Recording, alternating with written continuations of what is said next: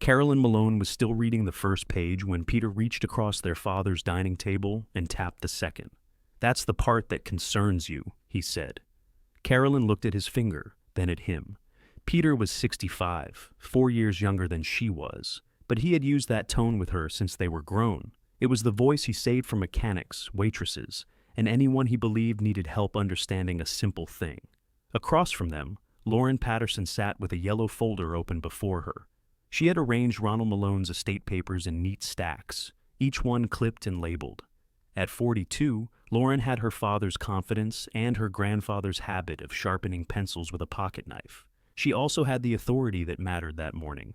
Ronald had named her executor before he died the previous fall. Carolyn kept her hand on the first page. "It says Peter receives the commercial orchard interest," she said. "That's most of the land." "It's the operating property," Lauren replied. "Dad's already managing it. I know what he's managing." Peter leaned back. The dining chair complained beneath him. "Then we don't need to turn this into something." Outside the window, the Malone orchard ran downhill from the house toward East Litchfield Road. The apple rows were straight and recently mowed. Beyond them stood the packing shed, the equipment barn, and the cold room Ronald had paid to rebuild. Peter had spent the winter talking about efficiency, buyers, and the advantage of keeping the acreage together. Carolyn had spent that same winter cleaning Ronald's clothes from the upstairs bedroom, because Peter said he couldn't stand the smell of the old man's soap. She turned the page. The line meant for her was short. Orchard shack, valued at $15,000, together with the ground immediately supporting the structure. "That's it?" she asked. Lauren folded her hands. "That's the property listed for you. The shack beside the south rows." "Yes." "And the land around it?" Peter answered before Lauren could. "The land stays with the orchard." "How much ground supports a building?" He gave a tired little laugh. "Carolyn." "No, I'm asking. Is it the width of the roof? Is there room to park? Am I allowed to walk around the back wall?" Lauren pulled another sheet from the folder. It was an estate inventory, not a map. Someone had typed the shack's East Litchfield Road address near the top. No boundary measurements appeared below it. "We'll have the final description prepared," Lauren said. "The intention is the building and a narrow patch beneath it. You'd have access from the orchard lane." "The intention," Carolyn repeated. "Grandpa wanted you to have the shack." Carolyn looked toward the window again. She could not see it from the farmhouse. The shack sat beyond a low rise at the neglected end of the property, where Ronald had once stored pruning tools, irrigation fittings, and crates that weren't worth repairing. In recent years, one corner of its roof had sagged. Wild grape covered the rear wall. Peter had called it a liability every time fagices or insurance came up. Now it was her inheritance. Peter watched her face and expected anger. Anger would have made the morning easier for him. He had answers ready for anger. The orchard needed to remain whole. He had done the work. Carolyn had moved away. Somebody had to make practical decisions. Carolyn did not give him what he expected. "Why was the shack listed separately?" she asked. Lauren glanced down at the papers. "Because it's a separate improvement. That wasn't my question. It's how Grandpa described the gift." "Do you have the description he used?" Lauren drew the yellow folder closer. "I have everything necessary to administer the estate." The answer was polite, but it closed a door. Carolyn noticed Peter relax. Ronald had been dead 7 months. Grief had changed shape in that time. At first it had been phone calls, casseroles, black shoes, and people saying he had lived a full life. Later, it became smaller and less manageable. It was reaching for the telephone when an old hinge squealed. It was seeing canned peaches at the grocery store and remembering that Ronald refused to buy them because he said they tasted like sweetened rubber. That morning, grief looked like clipped paper. Carolyn set the inventory down. "What happens if I don't take it?" Lauren had prepared for that question. "The estate can retain it. Dad would arrange removal when the orchard is sold or reorganized." "Removal of what?" "The structure." Peter rubbed his thumb along the edge of the table. "It probably should come down anyway. I was surprised Dad left it to anyone. That was the humiliation, though neither of them would have called it that. Peter received rows of producing trees, equipment, storage buildings, and the business Ronald had worked most of his life to keep alive. Carolyn received the thing Peter planned to tear down. Lauren softened her voice. "You don't have to decide this minute." "Actually, she should," Peter said. We can't leave the estate hanging over a shed. Lauren gave him a quick look. She disliked being corrected while acting as executor, even by her father. Carolyn picked up the sheet again. It has an address. For emergency access and taxes, Lauren said. So it had some use. It used to. Peter pushed his chair back. You've got an apartment. You don't need a shack. Carolyn had not told him about the letter folded inside her purse. Her landlord was raising the rent again in June. The increase was $380 a month, more than her careful budget could absorb. Her pension covered ordinary life if ordinary life held still. It did not cover rent that climbed every year, prescription costs, and the repairs her 12-year-old car had begun demanding. She had enough savings to move. She did not have enough to keep moving. Lauren knew nothing about the rent. Peter believed Carolyn was merely stubborn about money because she still used the same kitchen table she had bought after her divorce decades ago. Neither of them understood that she had spent the previous week looking at apartments with basement windows and stained carpets. The cheapest one smelled strongly of cat litter, though the manager insisted no animal had lived there. Carolyn slipped the estate inventory into the plain manila envelope Lauren had placed beside her. "I'll take possession of the shack," she said. Peter stopped halfway to standing. "You haven't seen the inside in years." I said I'll take it. "As what?" "As what Dad left me." Lauren reached for a pen. "This isn't the final distribution. I can give you access while the paperwork is completed, but we'll need a boundary acknowledgement. Then send me the boundary before you ask me to acknowledge it." Peter's mouth tightened. Don't make extra work for Lauren. Carolyn stood. Her right knee resisted after the long meeting, so she waited until it straightened. She did not hide the pause, and she did not explain it. Giving me a boundary is not extra work. Lauren took a small ring from the folder. 2 old brass keys hung from it beneath a cracked white tag. South Shack had been written on the tag in Ronald's block lettering. She slid the keys across the table. Carolyn closed her fingers around them. The brass was cool. She remembered seeing that same tag on a hook beside Ronald's mudroom door, though she had never had reason to read it closely.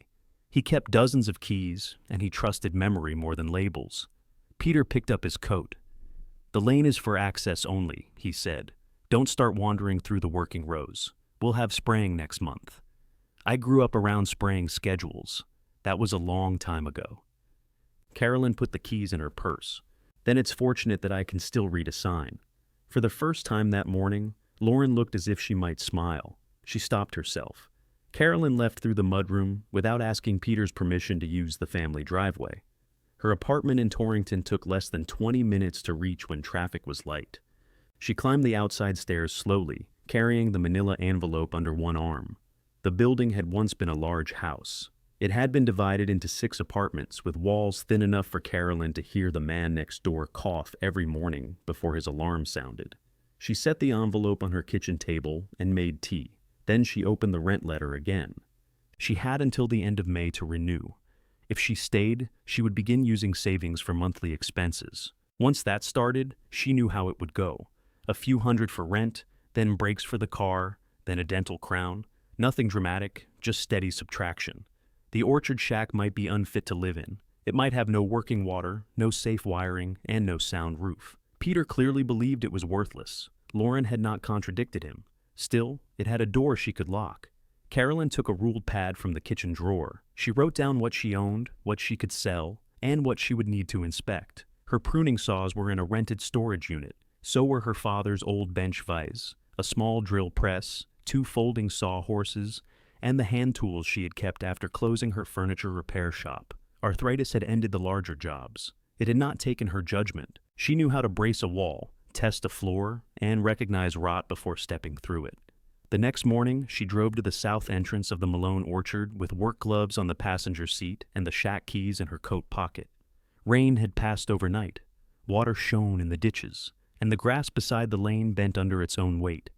The chain across the entrance was not locked. Someone had looped it through the gate as a warning more than a barrier. Carolyn removed it, opened the gate, drove through, and put the chain back exactly as she had found it.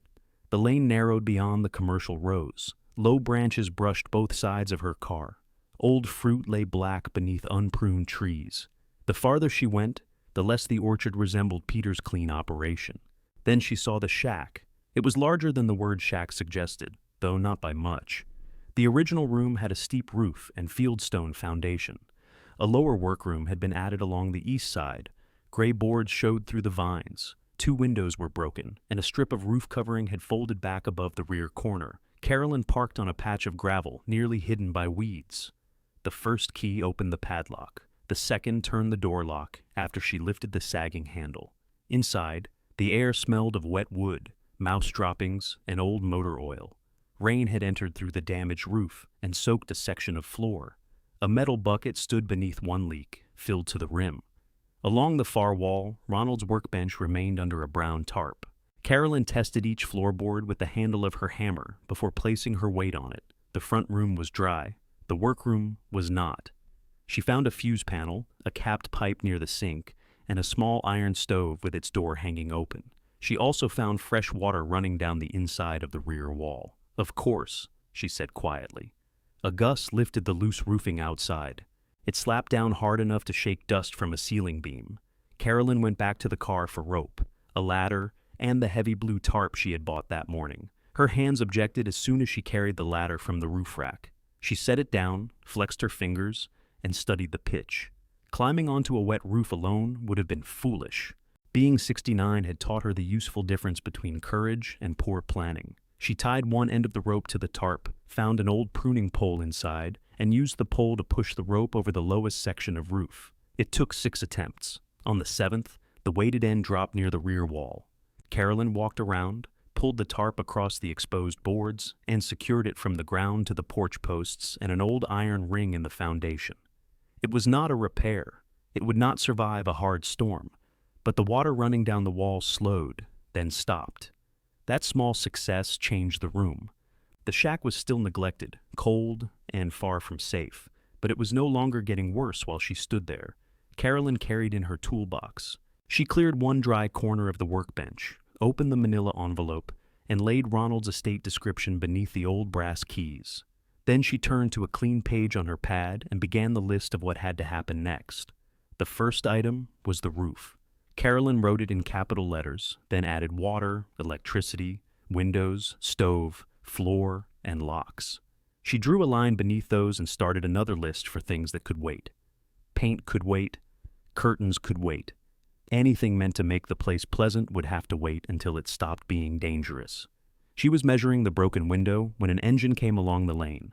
An old green pickup stopped behind her car. Gary Peterson climbed out with one hand pressed against the doorframe for balance. At 74, he moved carefully until both feet were under him. Then he moved with purpose. He wore rubber boots, brown work pants, and a canvas jacket with the name of his cidery stitched above the pocket. "I saw a blue tarp where there wasn't one yesterday," he said. "That was me. I was afraid Peter had finally decided to pull the roof down. He may still be hoping." Gary looked at the shack, then at Carolyn. "You staying here? I'm inspecting it. That wasn't what I asked. It's the answer I've got this morning." He accepted that. Gary had worked beside Ronald for more than 30 years before buying the neighboring cider property. He knew Carolyn well enough to remember her at the sorting table during harvest, but not well enough to ask about her rent or savings. He walked around the shack without touching anything. At the rear wall, he examined the tarp ropes and nodded once. "That'll hold in light rain, I know. Wind comes down that slope from the northwest. I know that too." Gary nodded again. Ronald had often complained that his daughter and his foreman could turn a useful conversation into a contest. Neither of them had ever seen the resemblance. Gary pointed to the lower edge of the roof. "The rafters might be sound. The covering's gone, but I don't see much spread at the ends. I found water on the workroom floor. That addition always leaked near the chimney. You remember the inside? I helped Ronald put up the east wall. When? Long enough ago that I didn't need reading glasses." Carolyn moved the ladder away from the wall so Gary could see the foundation. He crouched, pressed the end of his pocket knife into a sill board, and stopped when the blade met firm wood. "Better than it looks," he said. "That's a low standard. Still better." He noticed the estate papers on the workbench through the open door. He did not ask to read them. "Peter, give you the place?" "Dad did?" Gary glanced toward the maintained apple rows. "And the ground?" "He says the orchard keeps it. How much do you get?" "The ground immediately under the building." Gary straightened slowly. He looked at the roof overhang, then at the step where Carolyn stood. "That's going to make opening the door interesting." She smiled despite herself. Lauren says they'll prepare a boundary. Make sure they prepare one you can live with. That seems to be the general purpose of a boundary. Not always. Gary walked to the north side, where weeds hid a short metal pipe rising from the ground. He kicked the grass aside. A red handle lay flat against it. There's your water. Carolyn joined him. I thought irrigation came from the main line. This branch used to. Ronald shut it before winter. Where's the valve? Gary pointed toward a square wooden cover nearly buried beside the lane. Carolyn had mistaken it for a discarded pallet. Together, they pulled it free. Beneath it sat a valve and a small meter clouded with dirt. Gary reached down, but Carolyn stopped him. Slowly. If the pipe split inside, I want to hear it before we fill the room. She returned to the shack and opened the old faucet above the utility sink. Gary turned the valve a quarter turn. Air coughed through the line. Rust-colored water struck the sink, then slowed to a thin stream. Hold it there, Carolyn called. She checked beneath the sink and along the exposed pipe. One fitting sweated a little, but no water appeared in the wall or beneath the floor. Another quarter. The stream strengthened. After a minute, it ran clear and cold. Carolyn put her fingers under it. The water smelled faintly of iron, but it did not smell stagnant. She filled a glass jar from her toolbox and held it toward the window. Gary came inside. Don't drink it until you have it tested. I wasn't planning to. Ronald drank from that line. Ronald ate sandwiches he left on the tractor. He claimed the sun kept them safe. He claimed mustard kept them safe. For a few seconds, the shack held an easier version of Ronald.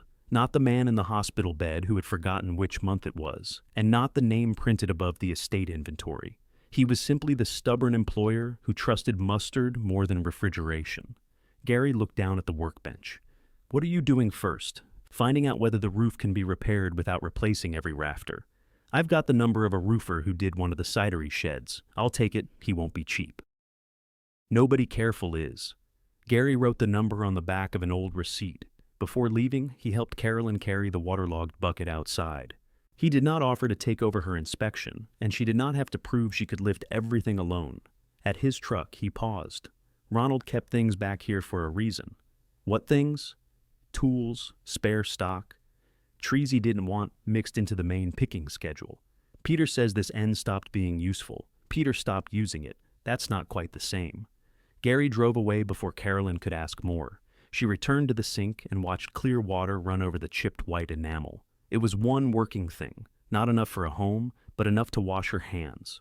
Her phone rang just before noon. Peter did not ask where she was. Lauren needs the receipts from Dad's medical expenses, he said.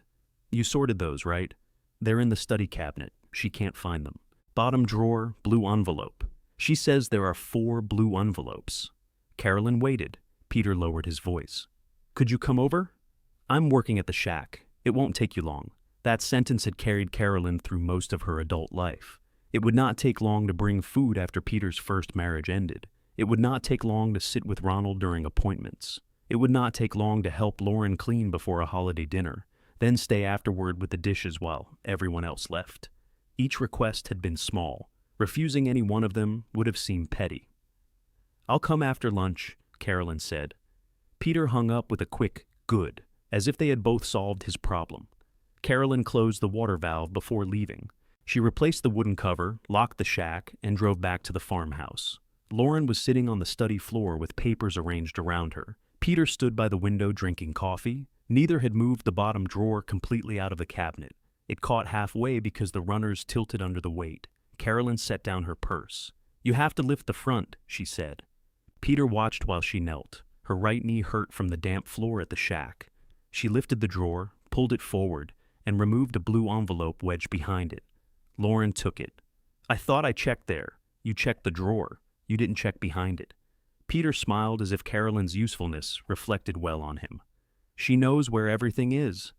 Carolyn stood with one hand on the cabinet. Because I put everything there. Lauren opened the envelope and found the receipts. This is exactly what I needed. She began matching them to a printed list. Peter walked toward the kitchen. Since you're here, could you look at the pantry? There are jars from before Dad got sick. I don't know what's safe. Carolyn followed him. The pantry shelves held Ronald's canned tomatoes, pickled beans, and jars of apple butter. Carolyn had helped him label most of them. Peter picked up a jar and squinted at the lid. What does this say? September. What year? 2024. So it's bad. No, it's sealed. I'm not eating it. Then don't. He placed the jar in a cardboard box marked trash. Carolyn took it back out. Peter frowned. You want that? Yes. There are probably 30 more. Then I'll take those too. He seemed relieved. Fine. Saves me hauling them. Carolyn filled 2 boxes. She knew she did not need 30 jars of tomatoes. Her apartment cupboards were already full. But Ronald had grown them, and she could not watch Peter throw them away, because reading the labels required effort.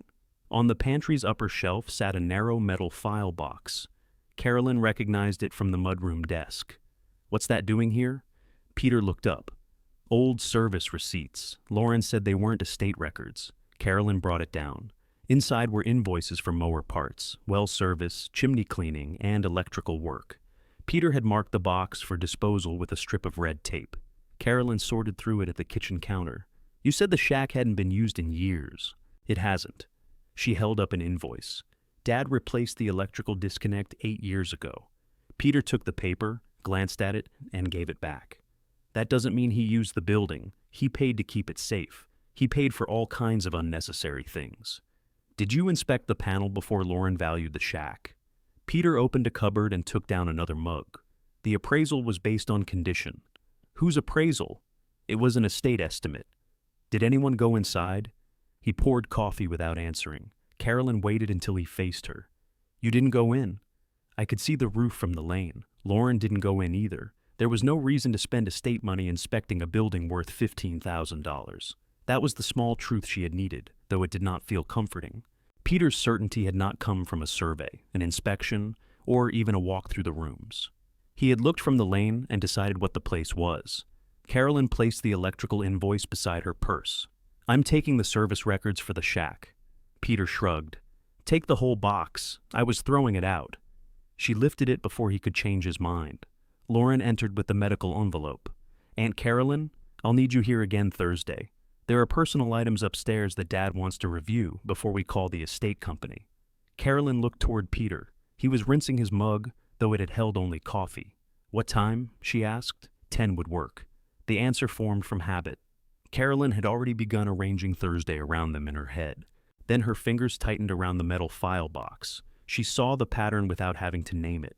Peter kept the orchard because he was the one who ran things. Lauren made the decisions because she held the folder. Carolyn was invited when something needed cleaning, finding, carrying, or remembering. She had helped build that arrangement by arriving every time they called. I can give you an hour after 3, she said. Lauren looked surprised. The estate company may be gone by then. Then make the choices without me. Peter turned from the sink. You'll complain later if we do. No. I'll make a list of the personal things I want to see. You can set those aside. What are you doing Thursday morning? I have a roofer coming. Peter stared at her for a moment. You're putting money into that place already? I'm finding out what it needs. You haven't even signed the final distribution. Then Lauren should finish the description. Lauren held the medical envelope against her chest. I'm working on it. Good. Carolyn carried the tomatoes and the file box to her car. Her knee ached when she climbed behind the wheel. Her hands were stiff from the valve, the ladder, and the cabinet drawer. She had spent half the day solving other people's small problems, just as she had done for years. The difference was that she now had somewhere else to go. Back at the shack, she placed Ronald's service records beneath the workbench where the roof was dry. She found the electrical invoice again and read the address carefully. It matched the address on Lauren's estate description. Then she opened the fuse panel. The newer disconnect Gary had mentioned stood beside old cloth-covered wiring that Carolyn did not trust. She shut the panel and wrote electrician beneath roof on her list. Before leaving, she removed the broken window glass, fitted a sheet of plywood over the opening, and drove 4 screws into the frame. Her fingers hurt by the last screw. She used both hands to steady the drill. When she finished, the afternoon wind no longer entered through the east wall. Carolyn stood inside the quieter room, listening to the tarp move above her. On Thursday morning, someone would finally examine the roof from close enough to touch it. Until then, she had records to sort, boxes to pack, and one dry corner where she could begin putting her own things. The roofer arrived at 8 on Thursday in a white van with ladders strapped to the top. He walked the perimeter twice, took photographs, and then asked Carolyn to show him every place she had seen water. She led him through the front room and into the workroom. He pushed a screwdriver into the stained ceiling near the chimney. The wood gave way around the tip. "That section comes out," he said. "How much of it?" "I won't know until I open the roof. What can you tell from here?" "The main ridge is straight. The foundation hasn't rolled. That addition settled, but it settled a long time ago. So it's repairable. Anything's repairable if you bring enough money." I brought questions first. He looked at her, then smiled. "That's usually cheaper." He climbed onto the roof while it was still dry. Carolyn stood below and watched his boots move along the rafters. He avoided the soft rear corner without being told. After 15 minutes, he came down and brought a moisture meter inside. The front room tested dry, except around the stovepipe. The workroom ceiling did not. He wrote measurements on a printed form. "The damage is mostly at the back. I can stabilize it, remove the failed covering, and replace the worst sheathing. A complete roof would be better. What would stabilization cost?" He gave her a figure that made her take off her glasses and clean them, though they were not dirty. "And a complete roof?" He gave her another. Carolyn put her glasses back on. The larger number would take nearly half the savings she had protected for years. It did not include wiring, windows, plumbing, or making the stove safe. How long would the stabilized repair last? "If we do it properly, it buys you a few years, maybe more. But I'd need to pull a permit because we're replacing part of the structure. Then give me both estimates in writing." "You own the building?" It was left to me. "Distribution is being completed." He stopped writing. "The permit office will ask for the owner of record. The estate still owns it. Then the executor may need to sign." Carolyn felt Peter and Lauren enter the room without being present. "Write the estimates," she said. "I'll deal with the paperwork." The roofer removed one loose strip before he left, because it had become a hazard. The board beneath it was black at the edge, but firm closer to the ridge. He showed Carolyn where older repairs met the original roof. "Somebody worked on this more than once," he said. "My father." He knew enough to lap the felt correctly. Last repair wasn't that old either. Peter had said the building had not been used in years. He had valued its condition from the lane. The electrical invoice had already weakened his version. The layered roofing weakened it again. Carolyn asked the roofer to photograph the older repair before covering it. "That for insurance?" "For me." He took the picture, replaced the temporary covering, and left both estimates on the workbench. After he drove away, Carolyn moved Ronald's metal file box into the front room. She sorted the receipts by address and date. Most belonged to the farmhouse, packing shed, or equipment barn. 7 referred to the shack's address. There was the electrical disconnect, a chimney cleaning, 2 deliveries of stovepipe, a charge for replacing panes in the east windows. 1 invoice described work on a south workroom wall. The oldest receipt was for lumber, insulation, and a sink. Carolyn carried it to the workroom and measured the boards around her. Ronald had not merely patched an empty storage building. He had spent money keeping the room usable. She unfolded the roofer's estimates again. The smaller repair still hurt to look at. Yet the place had survived because Ronald had continued caring for it in small, unannounced ways. Carolyn could not say why. That answer remained outside the room. She could confirm only what the paper and boards showed. Peter's claim that the shack had simply been abandoned was wrong. Carolyn called the number at the bottom of the estimate. "I want the stabilization," she told the roofer. "How soon can you begin?" "If the permit clears, next week. I'll have the application today." He required a deposit. Carolyn wrote the amount on her pad, subtracted it from her savings, and sat still for a moment. Then she gave him her card information. The deliberate act brought immediate relief. The roof was no longer an open problem, with no date attached. Someone had agreed to fix it. Materials would be ordered. A crew would come. The relief lasted until she called the town building office. The woman who answered asked for the street address, type of work, and approximate cost. Carolyn supplied each one. "Will the structure be occupied?" the woman asked. "That's the intention?" "Currently occupied?" "No." "Does it have residential approval?" "I don't know." There was a pause while keys clicked. "I'm not finding enough here. You'll need to submit a building application, a basic work description, and the property identification. I have the address. We need the parcel identification too. The estate executor has the records. Bring what you have. If the roof is unsafe, an inspector should look at it before work begins." Carolyn could have avoided that last step. She could have described the damage as ordinary leaking and hoped the roofer handled the rest. But if she intended to sleep beneath that roof, she wanted the condition recorded accurately. When can someone come? That afternoon, as it turned out. Carolyn spent the hours before the inspection clearing a path through the workroom. She wore a dust mask and moved the light objects first. Empty crates went outside. Rusted cans went into a disposal box. She found pruning ties, cracked buckets, and 3 lengths of copper pipe beneath the bench. The bench itself did not move. It was built from thick maple planks and bolted to the wall. Carolyn removed the brown tarp and wiped away years of dirt. Knife marks crossed one corner. A vise had once been mounted at the other.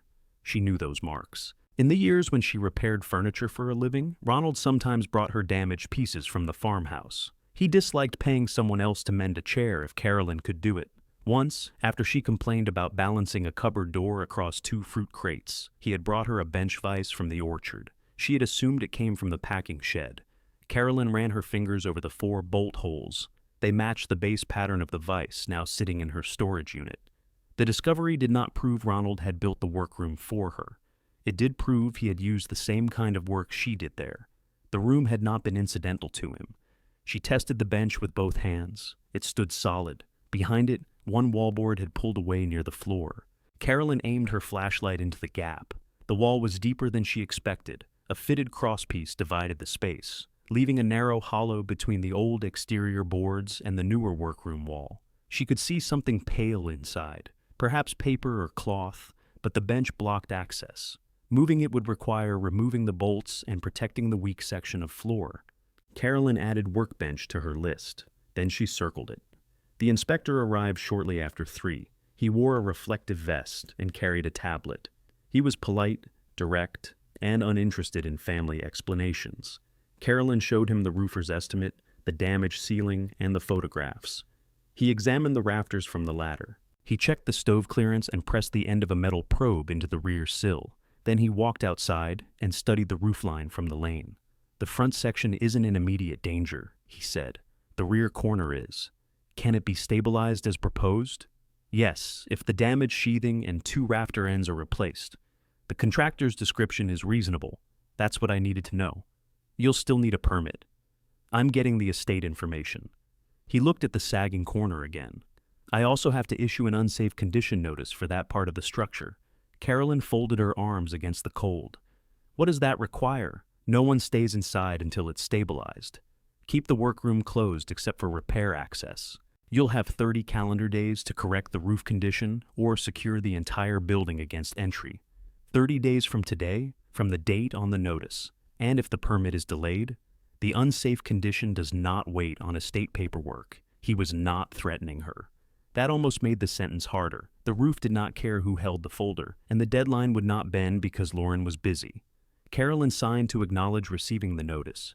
It did not say she agreed with every finding. It said she had been given the paper. The inspector attached a copy beside the door. The orange sheet was visible from the lane. "Once the work is complete, call for another inspection," he said. He left after that. He had done the one thing he came to do. Carolyn stood with the notice in her hand. Her deliberate action had worked. The roof could be repaired, the main structure was sound, and the contractor could start the following week. Now she needed the executor's cooperation, a parcel identification, and a permit before 30 days passed. She called Lauren. "I need the estate's property information for the shack." "What information?" "The parcel identification. The roof repair requires a permit." Lauren was quiet for a moment. "You called the town already?" "Yes. Dad said you had someone looking at the roof. I didn't realize you were starting work. I paid the deposit this morning. You should have talked to me first." "Why?" "Because the estate still controls the property. Then the estate can't give me a building that becomes unusable while you finish paperwork. That's not what I meant. It's what happens if the roof isn't stabilized." Lauren's voice became more formal. "Send me the application. I'll review it.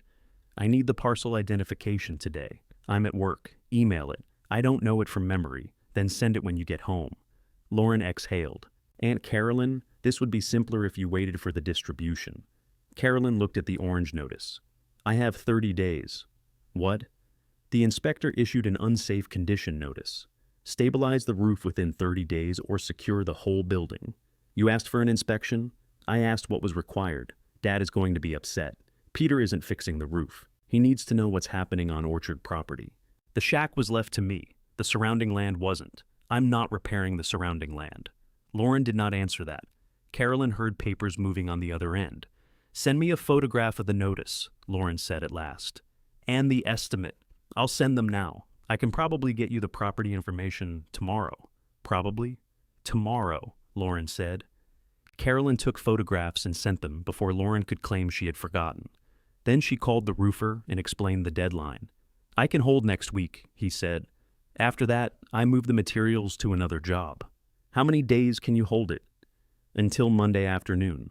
That gave Carolyn 4 days to get the estate information, complete the application, and persuade Lauren to sign if a signature was required. She wrote Monday afternoon beside the 30-day date. Before dusk, she drove to her storage unit and unlocked the corrugated metal door. Boxes, tools, and pieces of her old working life stood in narrow aisles. The bench vise rested on the floor beneath a folded moving blanket. Carolyn could not lift it safely. She slid it onto a low furniture dolly, rolled it to the car, and used a plank to guide it into the trunk. The workroom floor would need bracing before she mounted it. The wall cavity would have to wait until the bench could be unbolted. Neither problem had disappeared. Still, the vise belonged with the 4 holes in Ronald's workbench. Carolyn closed the storage unit and returned to East Litchfield Road. She carried in a lamp, 2 toolboxes, and a folding chair. She set the vise on the floor near the front wall and covered it against dust. Then she sat at the bench with Lauren's estate description, the permit form, and the roofer's estimate arranged in front of her.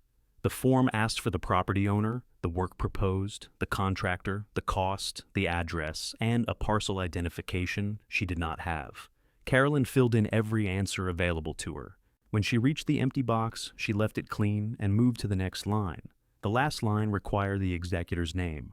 Carolyn printed Lauren Patterson, added the telephone number, and put the form inside the manila envelope. Lauren emailed the property identification the next morning without a message. Carolyn copied it into the empty box and drove to Litchfield before breakfast. The building office occupied the lower floor of a brick municipal building with narrow windows and polished stone steps. The clerk at the counter compared the form to the roofer's estimate. "This is structural work," she said. "We'll need the executor's signature while the estate remains owner." I expected that. The clerk entered the property identification. She tried the address, deleted something, and tried again. "This number comes up as the main orchard. The shack is on the orchard. But this address isn't attached to the building record I'm seeing." "What does that mean?" "It may be an old addressing issue. It happens with agricultural buildings." "Can I file the application?" "I can accept it, but we can't approve the full repair until the property record is matched." Carolyn showed her the unsafe condition notice. "The contractor is holding materials until Monday." The clerk read it and went through a door behind the counter. She returned with the inspector Carolyn had met. He reviewed the estimate again. "I can authorize temporary stabilization under the unsafe condition notice. Bracing, removal of loose material, weather protection. No complete roof replacement until the application is cleared. Will that satisfy the 30-day order? If the dangerous section is made secure and dry, yes. The full repair can follow. Can the contractor start Monday? He can start today if he's available." The inspector wrote a short authorization and attached it to Carolyn's application. It was not the approval she had wanted, but it kept the roof from failing while the records were sorted. Carolyn called the roofer from the parking lot. "I've got authorization for stabilization, full structural repair, temporary bracing, loose material removal, and weather protection. That's enough to start. I can put 2 people there this afternoon.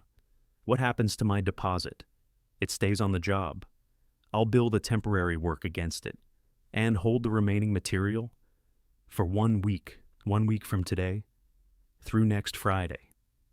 Carolyn wrote the date on the back of the authorization. The crew reached the shack shortly after 1. They carried lumber, roof membrane, jacks, and a small compressor into the workroom. Carolyn moved her papers and tools into the front room. Then she stood beside the lane as sections of rotten sheathing came down. The sound carried across the orchard. Peter arrived before the first hour was over. He drove his utility vehicle fast enough to throw mud against the lower boards. He stopped near the roofer's van and looked from the crew to the orange notice. What's all this? Temporary stabilization. You didn't tell me a crew was coming. I told Lauren. You told her about an estimate. You didn't say trucks would be using the orchard lane. The lane is my access. For you, not construction traffic. Carolyn took the written authorization from her coat pocket. The building inspector approved emergency work.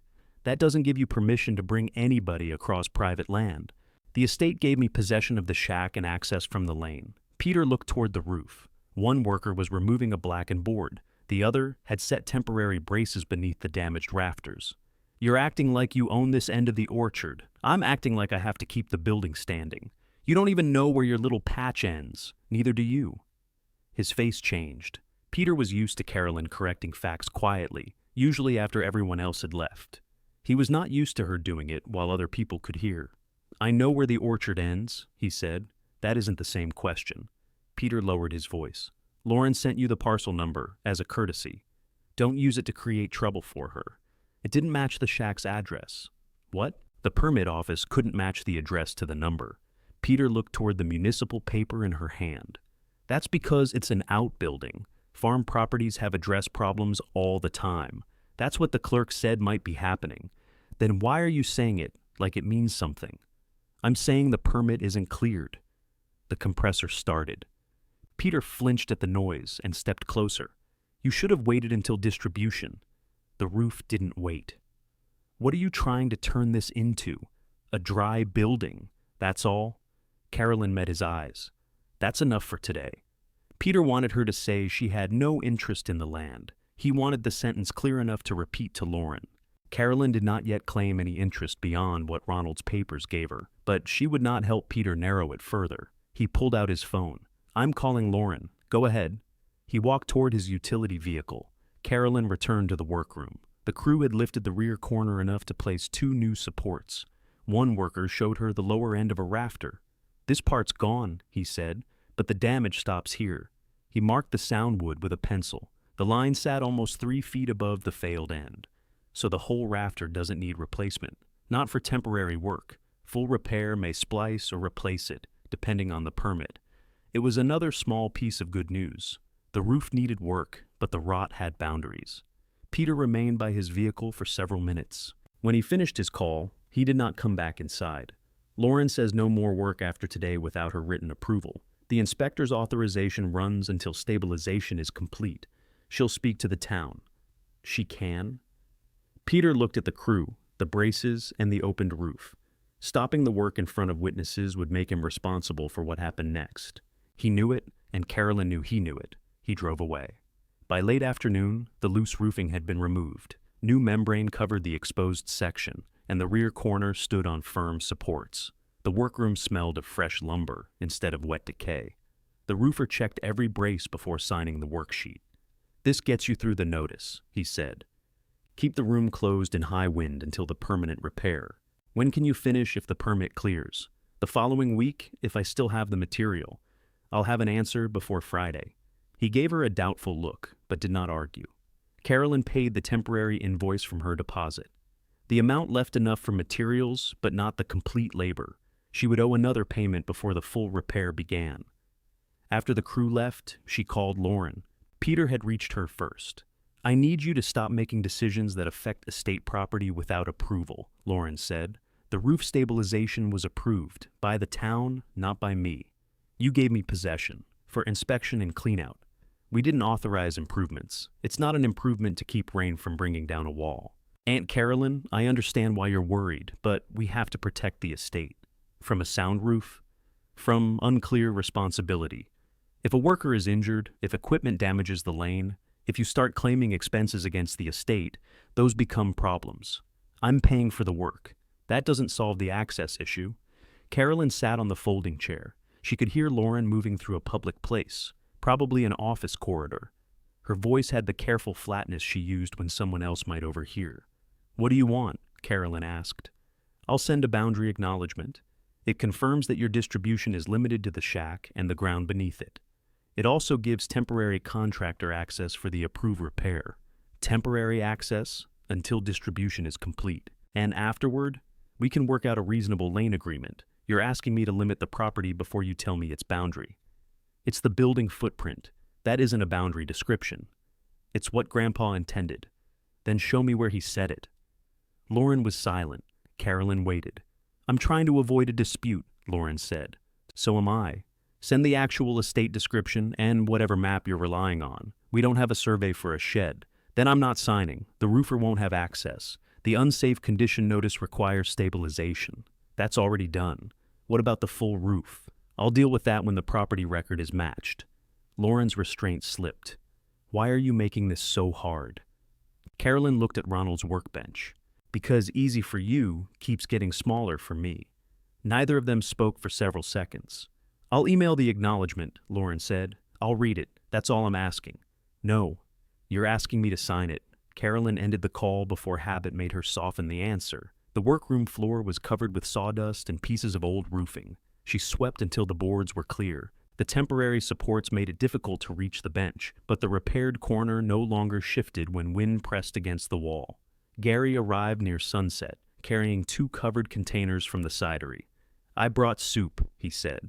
You look like you forgot food exists. I had crackers. That confirms it. He set 1 container on the bench and studied the new supports. They got a good amount done, enough to satisfy the notice. The rest is waiting on a permit. What's the hold? The property number Lauren gave me doesn't match the address. Gary took off his cap and scratched the gray line above his forehead. Ronald always got separate mail for this place. What kind of mail? I don't know. Tax cards, maybe. He'd bring envelopes out here and leave them on the bench while we worked. Worked on what? Gary pointed toward the overgrown slope. Mostly those south trees. Peter says this end wasn't used. Peter wasn't here every time Ronald was. That was useful, but it was not enough. Memory could explain activity. It could not complete a permit form. Carolyn showed him the service receipts. Gary recognized the chimney company and the handwriting Ronald had added beside several charges. He kept a notebook, Gary said, small black one. He wrote down pruning dates, disease, which trees took grafts. Was it in the farmhouse? He kept it here, said there was no point storing orchard notes away from the trees. Carolyn looked at the wall behind the bench. There's a hollow space back there. They removed the vice bolts first. Then Gary held the bench steady while Carolyn loosened the fasteners securing it to the wall. 2 had rusted and required penetrating oil. The 3rd turned slowly. The 4th broke at the head. They shifted the bench forward 6 inches. Carolyn knelt on a folded pad and pulled away the loose wallboard. The cavity behind it was narrow and dry. Inside lay an oilcloth bundle, a whetstone, and an old pruning knife with a curved wooden handle. She lifted out the bundle and placed it on the bench. The oilcloth opened around a black pocket notebook. Ronald's name was written inside the cover. The first pages held weather dates, pruning marks, and short notes about blight. Later pages listed pear varieties Carolyn had not heard mentioned in years. Seckel, Winter Nellis, Flemish Beauty, Sheldon. Besides several entries, Ronald had written South Rose, keep separate. The final used pages were recent enough to match the service receipts.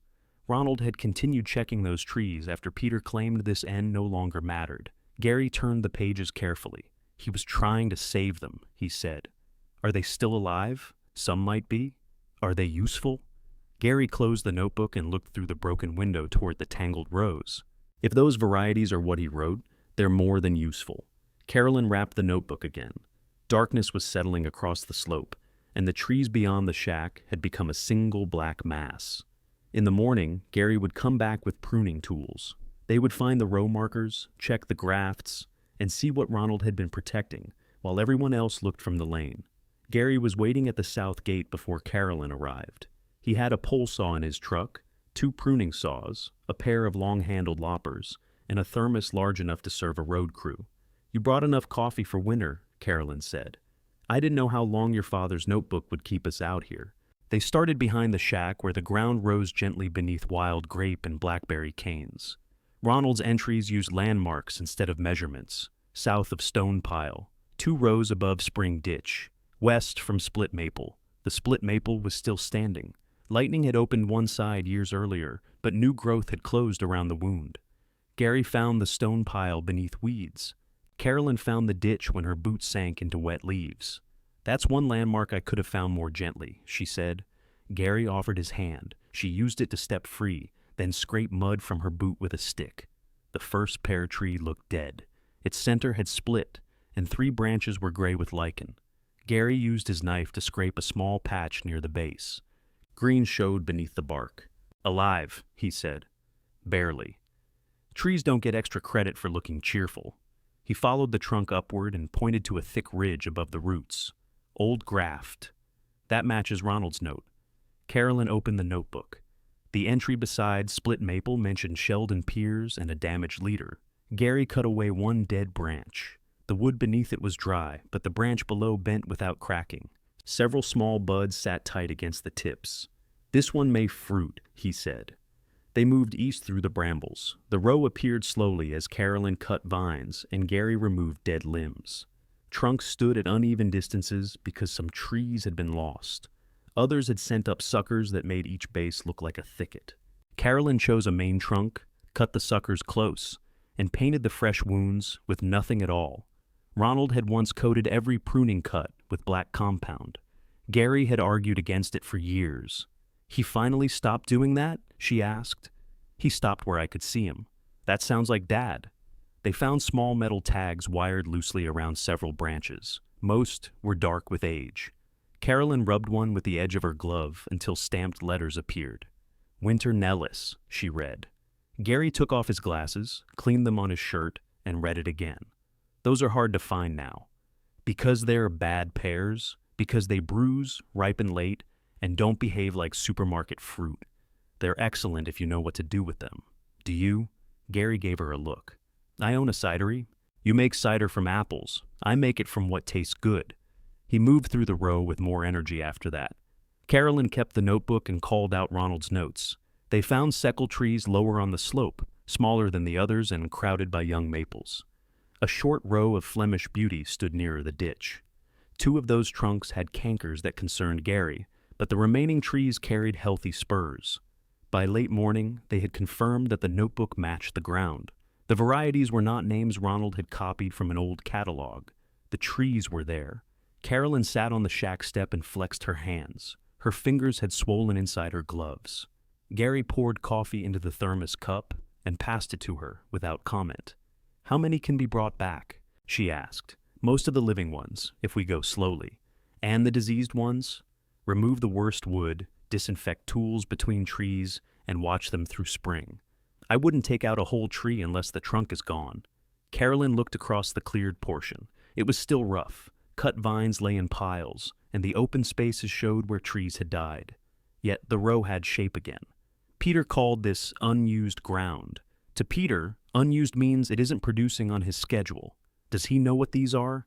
He knew Ronald kept old pears. I don't think he cared which ones. Gary drank from the thermos. "These won't compete with a commercial apple block. They're too uneven, but a small producer can use them. For what? Perry, blended cider, preserves. Fresh boxes if somebody wants to explain how to ripen them. Somebody like you." "Possibly." He was being cautious because he had not yet seen fruit. Carolyn understood that. A useful tree was not the same as a paying crop. She opened the notebook again. The last entries included pruning dates and short yield marks. Ronald had noted less fruit during his final season, along with 2 words beneath the Winter Nellis row: "Clear light." Carolyn looked uphill. Young maples and grapevines shaded the crowns. He wanted the brush cleared. Gary read the entry. "Looks that way." "Then that's next." "Not all today." "I know." She did know, though accepting the pace irritated her. 10 years earlier, she would have worked until dark and paid for it only the next morning. Now her hands warned her before noon, and her knee had begun to stiffen from the slope. Age did not prevent the work. It required planning the work honestly. They ate soup at the bench, then returned to the nearest row with lighter tools. Carolyn cut only vines and brush that could be removed without climbing. Gary marked diseased limbs with white chalk. Near the far end, Carolyn found orange paint on a pear trunk. "Did you mark this?" Gary came over. A bright stripe crossed the bark near knee height. "No." They found the same paint on the next tree, then another. The marks continued beyond the pears onto young maples and scrub. Gary touched one stripe. Removal marks. "How old?" "Recent." They followed the line toward the lane. Every marked trunk stood inside a broad curve that would widen the open ground behind the shack. A utility vehicle started somewhere beyond the rise. Peter came into view, carrying a can of marking paint in the cup holder. He stopped when he saw the cut vines. "What are you doing out here?" "Checking Dad's pear trees," Carolyn said. Peter looked at Gary. "You're on estate land." Gary rested both hands on the top of his loppers. "Carolyn asked me to identify trees from Ronald's notes.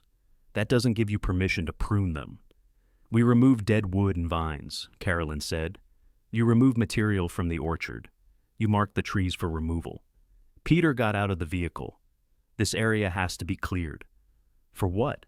"Equipment access. We can't turn a sprayer around with this mess here. The sprayer has turned around for years, not the new one." Carolyn looked at the orange curve. "When are you clearing it?" "Next week." "What day?" "Why?" "Because these are living heritage pears. They're neglected trees, Carolyn. Some are, some aren't." Peter's eyes moved to the open notebook on the shack step. "Where did that come from?"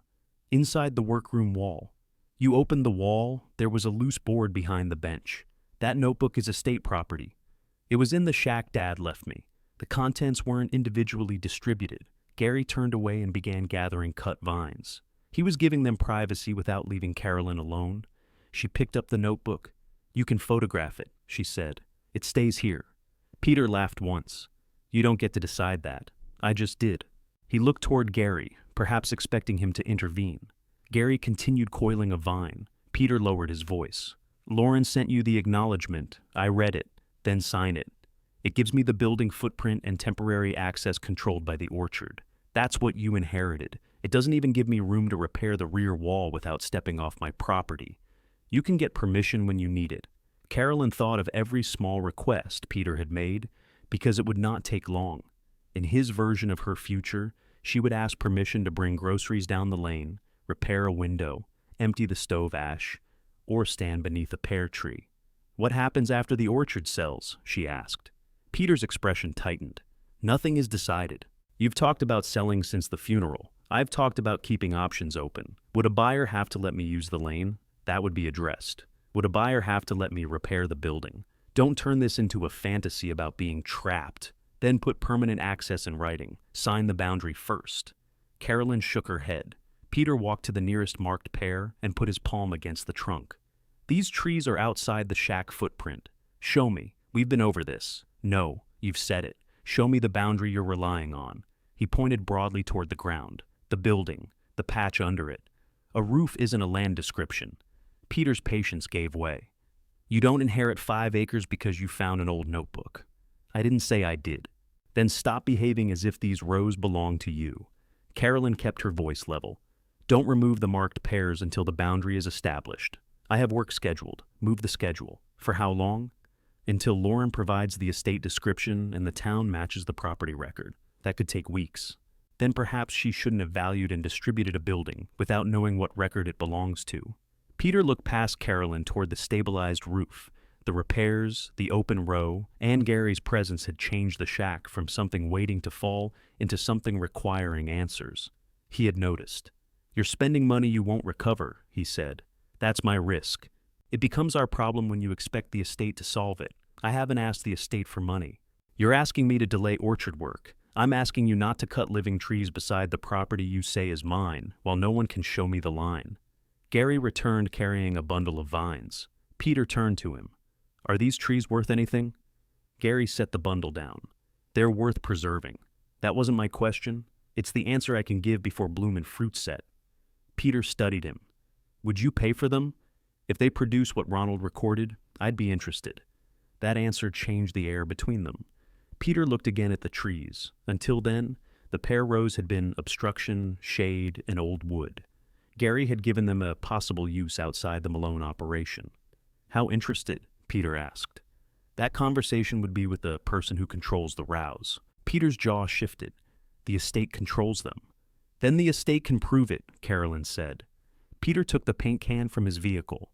He walked to each marked pear and sprayed a short horizontal line above the first, creating a cross. "What does that mean?" Carolyn asked. "It means hold." "Until when?" "Friday. That gives Lauren a week to settle the description." After that, I continue the clearing plan. It was less time than Carolyn wanted, but it was the first limit Peter had accepted in response to her objection. Put that in a text, she said. You don't trust me? I want the date clear. He pulled out his phone and sent the message while standing in front of her. Carolyn's phone sounded in her coat pocket. Tree removal on South Slope held through Friday pending estate description. She read it twice. Thank you, she said. Peter placed the paint can back in the vehicle. Don't prune anything else outside the immediate area until then. Carolyn did not agree. She simply watched him drive toward the commercial rows. Gary waited until the engine faded. He'll look up those varieties. Of course he will. And he'll ask what they're worth. He already did. Gary sat on the shack step and opened the notebook to the yield pages. Then we should know what condition they're in before he decides the answer belongs to him. They spent the remaining daylight mapping the living trees on plain paper. Carolyn copied the variety names and marked each diseased trunk. Gary added the direction of the slope and the old ditch. The result was not a survey, and Carolyn wrote those words across the top, so no one could mistake it for one. It was a working map of Ronald's pear rows, enough to plan pruning and estimate what might bloom. When they finished, Gary folded one copy into his jacket. I'll check my production records, he said. Ronald sold me a few pear loads years ago. I may still have the weights.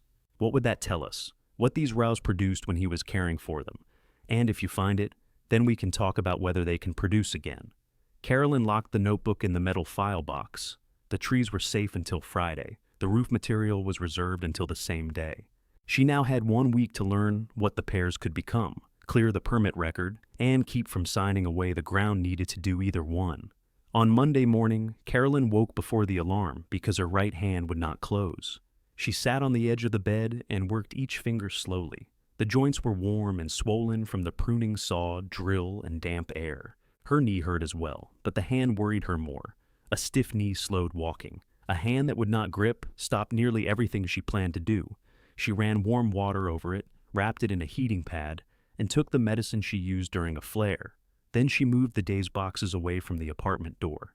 She had intended to carry kitchen things to the shack. That would have to wait. At 9, the roofer called. I still don't have an approved permit, he said. The estate number didn't match the address. I'm working on it. My supplier needs an answer. The lumber and membrane are set aside through Friday, but I have another roof that can use them. How much to keep them reserved? The membrane is ordinary. The cut lumber isn't. If you purchase the materials now, I can store them for 2 weeks. And if the permit never clears?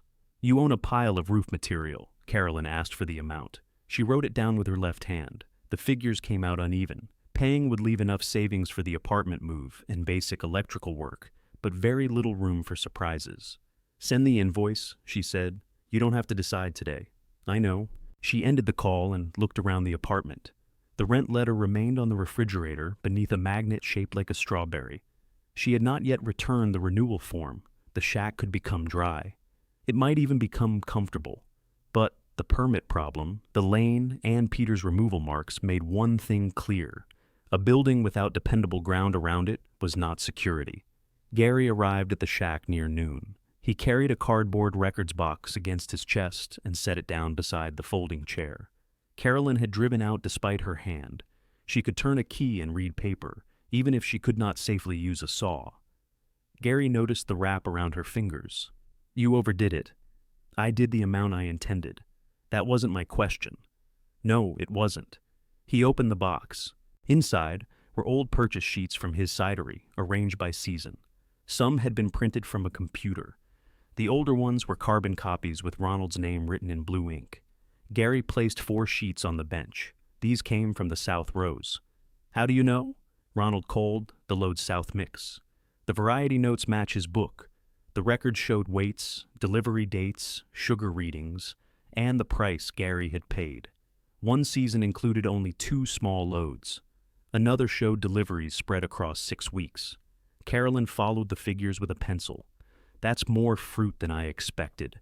The trees were in better shape then. How much could they produce now? Not that much, not at first. What would you expect?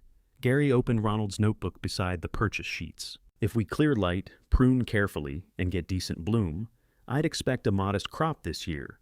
Better next year. By the third season, the healthy trees could be producing enough for a regular batch.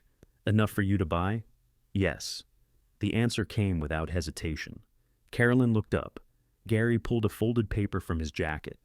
I wrote something simple. It was not a purchase contract yet. It was a letter stating that Peterson Cidery intended to purchase usable heritage pears from the South Rows at an agreed seasonal price, subject to fruit quality, harvest quantity, and proof that the seller controlled the trees and access for picking. Carolyn read the last condition twice. Proof of control. I can't buy fruit from you if Peter says it belongs to the estate. I understand. I also can't send workers down a lane if access changes every week. I understand that too. Gary pointed to the prices he had listed by variety. Seckles bring more for fresh boxes. Winter Nellis and Sheldon work well in a Perry blend. I can guarantee a minimum purchase if the crop reaches basic quality. How much would the minimum cover? The annual taxes on a modest piece of ground. Some roof work. Not a whole living. But it would support the place. Yes. Carolyn set the paper beside the estate description. Until then, she had treated the pear rows as proof that Ronald had not abandoned the South End. Gary's letter made them something else. They could pay part of their own care. They could help repair the shack. The workroom could hold pruning tools again, not just moving boxes. The place did not have to be a cheap substitute for an apartment. It could become a small working orchard. Gary watched her reach that conclusion. He had hoped she would. He also knew what it would demand from her. You won't do all the physical work yourself, he said. That condition isn't in your letter. It should be. I know what I can do. Your hand says otherwise. My hand says I used a saw badly for 2 days. Your hand says you're not 25. Carolyn folded the heating wrap more tightly. Neither are you. Exactly. That's why I brought records instead of a ladder. She smiled, then looked toward the marked trees. What would you need first? Control of the rows. After that, pruning, disease removal, and a spray plan that doesn't conflict with Peter's commercial block. Would his spray damage the pears? Not if it's managed properly. But drift, timing, and harvest records matter if I'm buying fruit. So I'd have to coordinate with him. Or establish enough distance and your own plan. Carolyn read Gary's letter again. Every useful answer created another requirement. Fruit needed trees. Trees needed ground, light, access, and work. The building footprint gave her none of those. Peter drove down the lane shortly after Gary left. He parked beside Carolyn's car and carried a printed copy of the boundary acknowledgement. Lauren said you wouldn't sign, he said. I told her why. He noticed Gary's letter on the bench. What's that? A possible purchase arrangement. For the pears? Yes. Peter picked it up before Carolyn could stop him. He read the prices in the control condition. Gary offered this today. He brought it today. He's trying to get cheap fruit.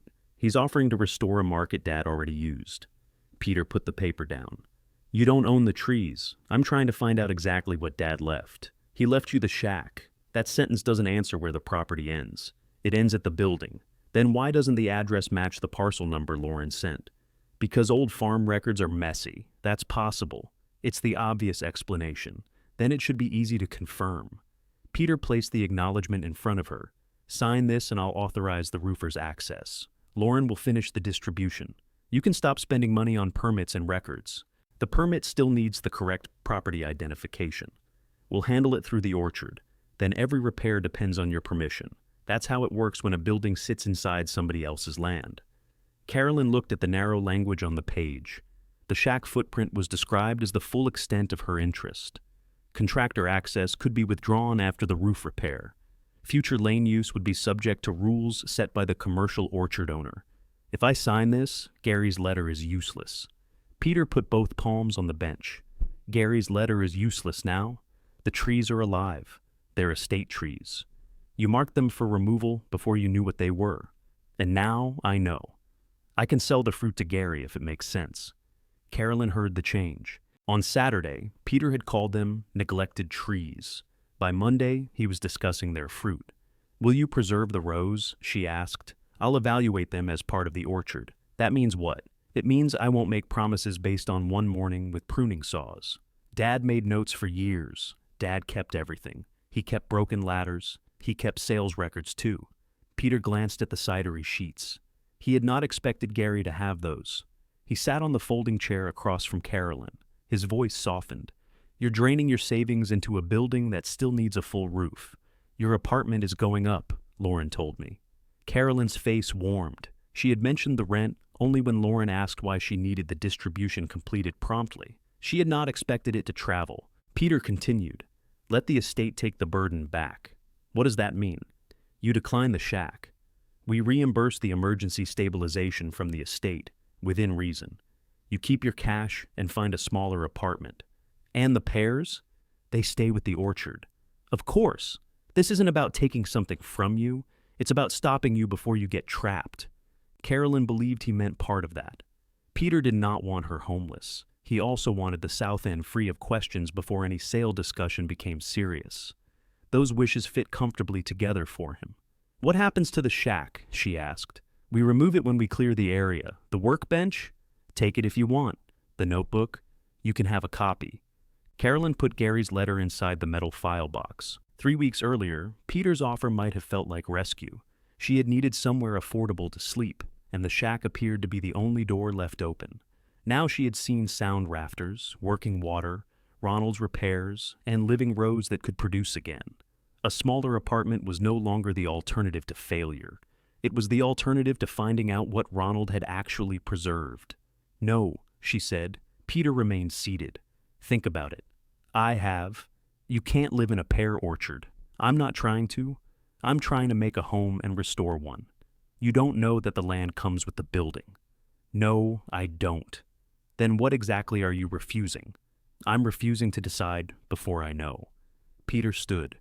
"Friday is still the deadline on the marked trees. I have your text. And the roofer doesn't return without signed access. I understand." He left the boundary acknowledgement on the bench.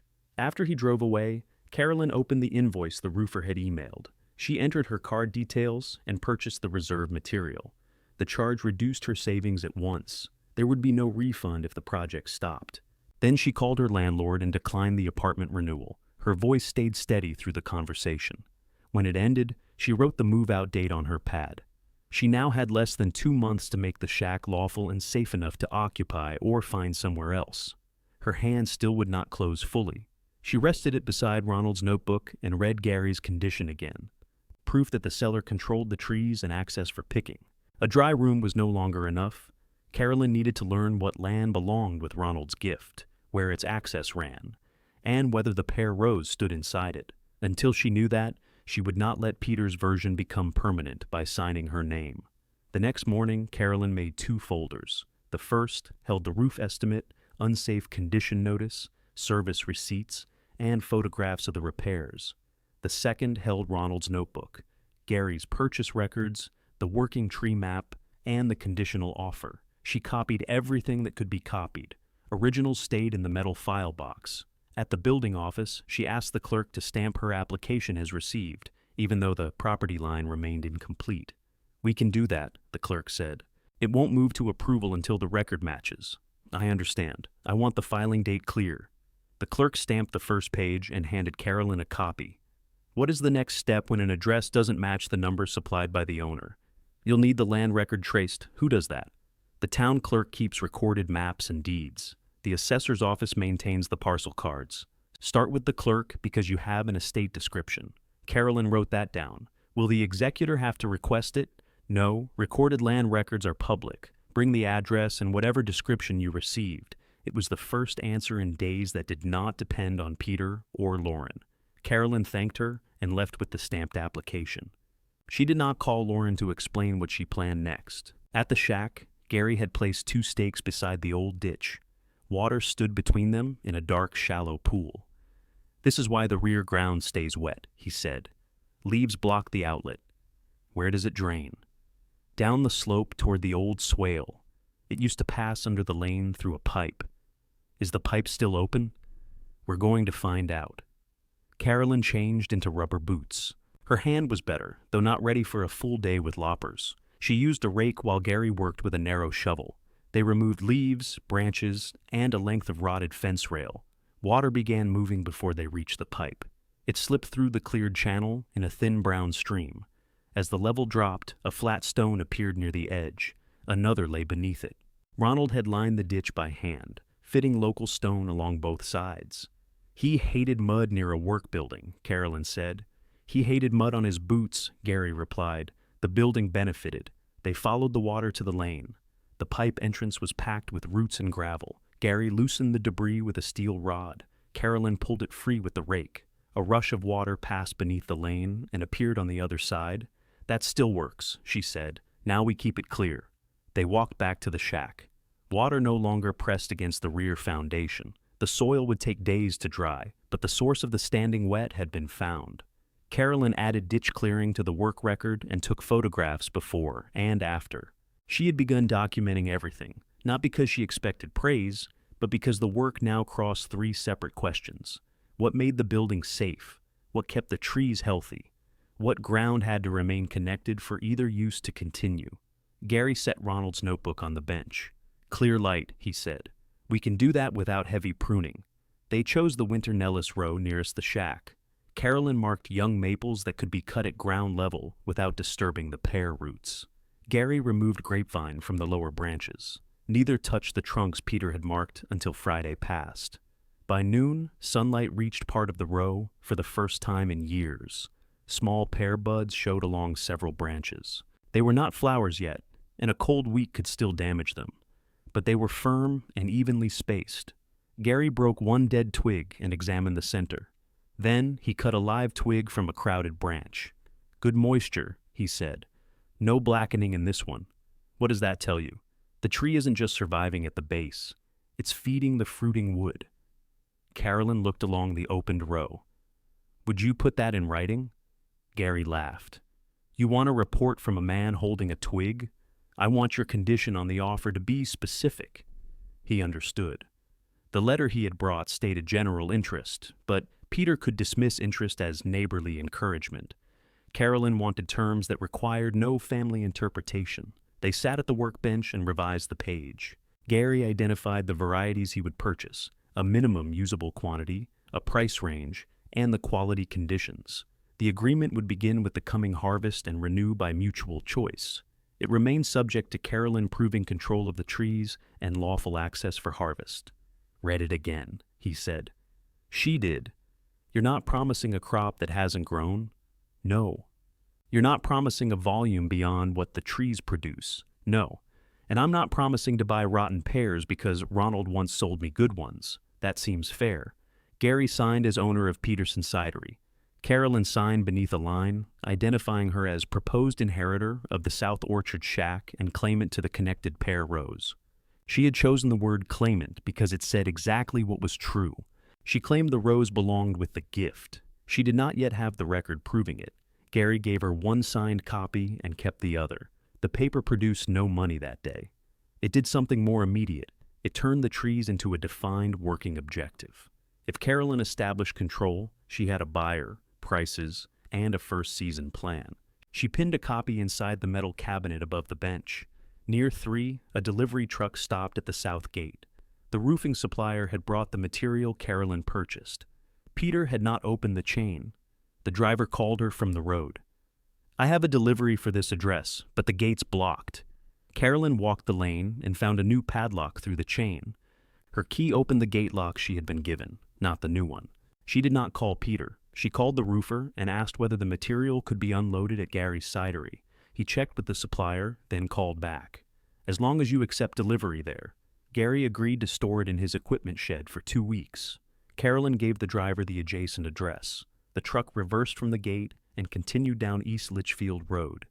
Peter's new lock had delayed the delivery by 20 minutes. It had not stopped it. Carolyn photographed the gate and padlock. Then she sent the picture to Lauren with one sentence. My access key no longer opens the estate lane. Lauren called within 5 minutes. Dad changed the lock because of unauthorized vehicles. He did it after giving me written access. The access was for you and the contractor working under the unsafe condition order. That work is complete. The full repair is pending, which is why we need the acknowledgement. Carolyn stood beside the gate. I filed the permit application. I'm tracing the property record through the town. Lauren went quiet. You're doing what? The number you sent doesn't match the address. The town clerk keeps the land record. We can handle that through the estate. You had 7 months. That isn't fair. It's accurate. Aunt Carolyn, land records can be confusing. You may pull something that doesn't apply and create more delay. Then the estate description should make that clear. What exactly are you looking for? The property attached to the address Dad used. Lauren's tone sharpened. Grandpa left you a building. Then the record will show a building. You're treating an old addressing problem like a claim to the orchard. I'm not claiming the commercial orchard. You're claiming Pear Rose. I'm finding out whether they belong with the shack. Lauren took a breath. When she spoke again, her voice was controlled. Dad will open the gate for personal access. No contractors, deliveries, or work beyond the building footprint until this is settled. He marked trees outside the footprint and agreed in writing not to remove them before Friday. That hold was for us to clarify the estate description. Good. Clarify it. We did. I sent you the acknowledgement. That's your proposed boundary, not Dad's recorded description. Lauren did not answer immediately. Carolyn could hear traffic in the background. Do not sign any agreement involving estate fruit, Lauren said. I signed a conditional purchase agreement involving fruit I may inherit. You have no authority to do that. It creates no sale until control is proven. Send me a copy. You can ask Gary for one. You're making him part of an estate dispute. Gary made an offer based on trees he identified. And now he has a financial interest in helping you claim them. Carolyn looked toward the cidery roof, visible beyond a line of maples. Lauren's point was not entirely wrong. Gary wanted the pears. That did not make his records false, but it gave Peter a way to describe his help as self-interest. I'll rely on the town record for the boundary, Carolyn said, not Gary. Lauren ended the call without saying goodbye. Carolyn returned to the shack on foot. She could still enter through the gate if Peter opened it, but she no longer trusted that access would be available when needed. She measured the distance from the shack to Gary's property line and drew it on the working map. There was no road between them, only rough ground and the drainage swale. Moving roof material that way would be difficult, but possible with Gary's small tractor if the soil dried. She did not ask him to move it yet. Instead, she braced the weak workroom floor with lumber left from the temporary roof job. She worked slowly, using a bottle jack to raise the joist only enough to fit the support. By evening, the boards near Ronald's bench no longer flexed. The improvement was visible underfoot. The room could safely hold the vise, stored roof material, and bins of orchard tools once the wall was closed. Carolyn mounted the vise in the 4 existing holes. The base fit exactly. She tightened the final bolt with both hands, then tested the jaws. They opened smoothly and closed square. Outside, a vehicle stopped at the locked gate. Lauren walked down the lane carrying her yellow folder. She entered the workroom, saw the mounted vise, the cleared ditch, the tree map, and Gary's signed agreement pinned inside the cabinet. You've been busy, she said. I have. Lauren photographed the agreement with her phone. Carolyn did not stop her. There was nothing on the page she needed to hide. The estate has to respond to this now, Lauren said. That's your decision. You've created a claim against property Dad has been operating. I've created an agreement that becomes active if the rows are mine. Lauren put the phone back in her purse. You know he won't let that stand. Carolyn closed the vise and returned the handle to its upright position. For the first time, Peter and Lauren had something specific to oppose. It was no longer a vague wish to keep an old shack. It was a repaired workroom, living trees, a buyer, and a public record search Carolyn had begun without them. Lauren remained beside the cabinet, looking at the photograph on her phone. I'm issuing written instructions tomorrow, she said. No one works beyond the structure until the boundary is resolved. Will you give the roofer access? Not unless you sign. So, the roof stays unfinished. The emergency condition has been stabilized. The town still requires a full repair before I live here. That's your choice. You started this before distribution. Carolyn closed the metal cabinet. And you distributed a building before confirming its property record. Lauren's expression hardened. I didn't distribute it. I proposed the distribution Grandpa described. Then why is it so difficult to show me what he described? The acknowledgement does show you. It shows what you and Peter want me to accept. Lauren stepped toward the door. Dad thinks Gary put you up to this. Gary didn't know the permit number was wrong. He benefits if you get the pears. So does the orchard if Peter gets them. That's different. Only because Peter is your father. Lauren stopped at the threshold. She had been carrying responsibilities since Ronald's death, and she believed Carolyn saw none of them. Every account needed a signature. Every piece of equipment needed a value. Peter called her late at night about taxes and buyers. Carolyn's refusal felt to her like one more problem created by someone who would not have to explain the delay. "I'm trying to finish Grandpa's estate," she said. "I'm trying not to sign away part of mine." Lauren left without replying. Her written instruction arrived by email at 8 the next morning. It suspended Carolyn's contractor access, barred pruning or harvest activity outside the building, and delayed the proposed shack distribution until the scope of Ronald's gift could be resolved. A second page offered a solution. If Carolyn signed the boundary acknowledgement, Lauren would approve the roof permit under the commercial orchard's property identification. Peter would restore contractor access through the lane. Carolyn would also receive a 2-year license to tend 3-pair rows and sell their fruit to Gary. The license could be withdrawn if the orchard sold. Carolyn read that sentence twice. Lauren had offered enough to make refusal expensive. The roof could be finished. The trees could produce. Gary's agreement could begin. Carolyn could move from her apartment without finding temporary housing. In exchange, she would state that she owned only the ground beneath the shack. Everything else would remain under Peter's control, including the lane, ditch, trees, and the space required to repair an outside wall. Carolyn called the roofer. The executor withdrew access. She said, "I received an email from her this morning. She contacted you directly? She said the estate doesn't consent to work beyond the emergency stabilization. The material is mine." "Yes, it's stored at the cidery. What happens to my place on your schedule? I can't hold the crew without a permit. I moved another job into next week. How soon can you return if this clears?" 3 weeks, possibly 4. Carolyn looked at the move-out date on her pad. "And the material? I'll store it 1 more week at no cost. After that, there's a weekly storage charge. It isn't at your property. My insurance and invoice are carrying it while it remains assigned to the job." "How much?" he told her. Carolyn wrote the amount beneath the roof total. The permit delay was now costing money without adding a single board. "I'll pay the first week," she said. "Send the invoice." Gary came down the lane after the call. His face told her Peter had already reached him. "What did he say?" Carolyn asked. "He said the estate will handle all pair sales." "Did he ask you to withdraw the agreement?" "He said you had no authority to sign it." "That wasn't my question." "Yes," he asked. "And?" "I told him the agreement already says it depends on control. I don't need to withdraw anything." Gary placed his cap on the bench. "He also told me not to enter the south rows." Lauren issued the same instruction. "I'll respect it until the record is clear." Carolyn had expected that.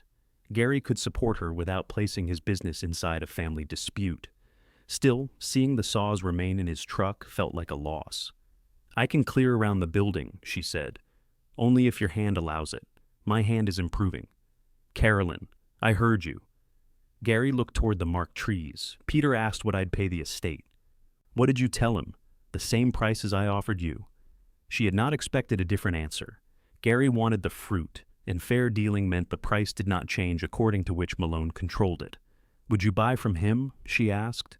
"If he proves the estate owns the rows, yes." The answer hurt, but dishonesty would have hurt more. Gary continued. "I'd rather work with you. You want the varieties restored. Peter wants a crop if the numbers justify it.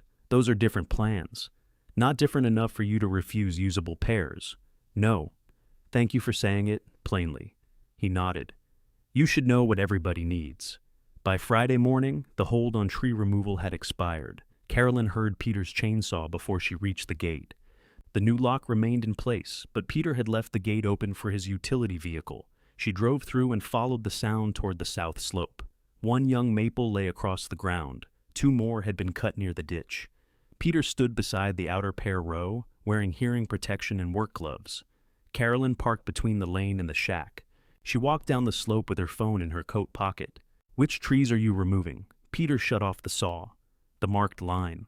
That includes living pairs. It includes one with a canker through half the trunk. Gary said to watch it through spring." "Gary doesn't manage this orchard. Neither did you down here." "I do now." Peter pulled off his hearing protection. "Lauren gave you a reasonable option. You get the roof, the lane, and 3 rows. For 2 years. That's 2 harvests you don't own. And then a buyer can revoke it. If there's a buyer, you want the acknowledgement signed before you talk seriously about selling." Peter looked toward the commercial block. "I want a clean estate. You're making every decision harder because you think Dad hid something in farm records. I think you don't know what record belongs to this address. He left a shed, Carolyn. Then why offer me the pears to end this? That's not the same as being right. Peter put the hearing protection back over his ears. Move your car. I need the lane. Carolyn did not stand in front of the saw.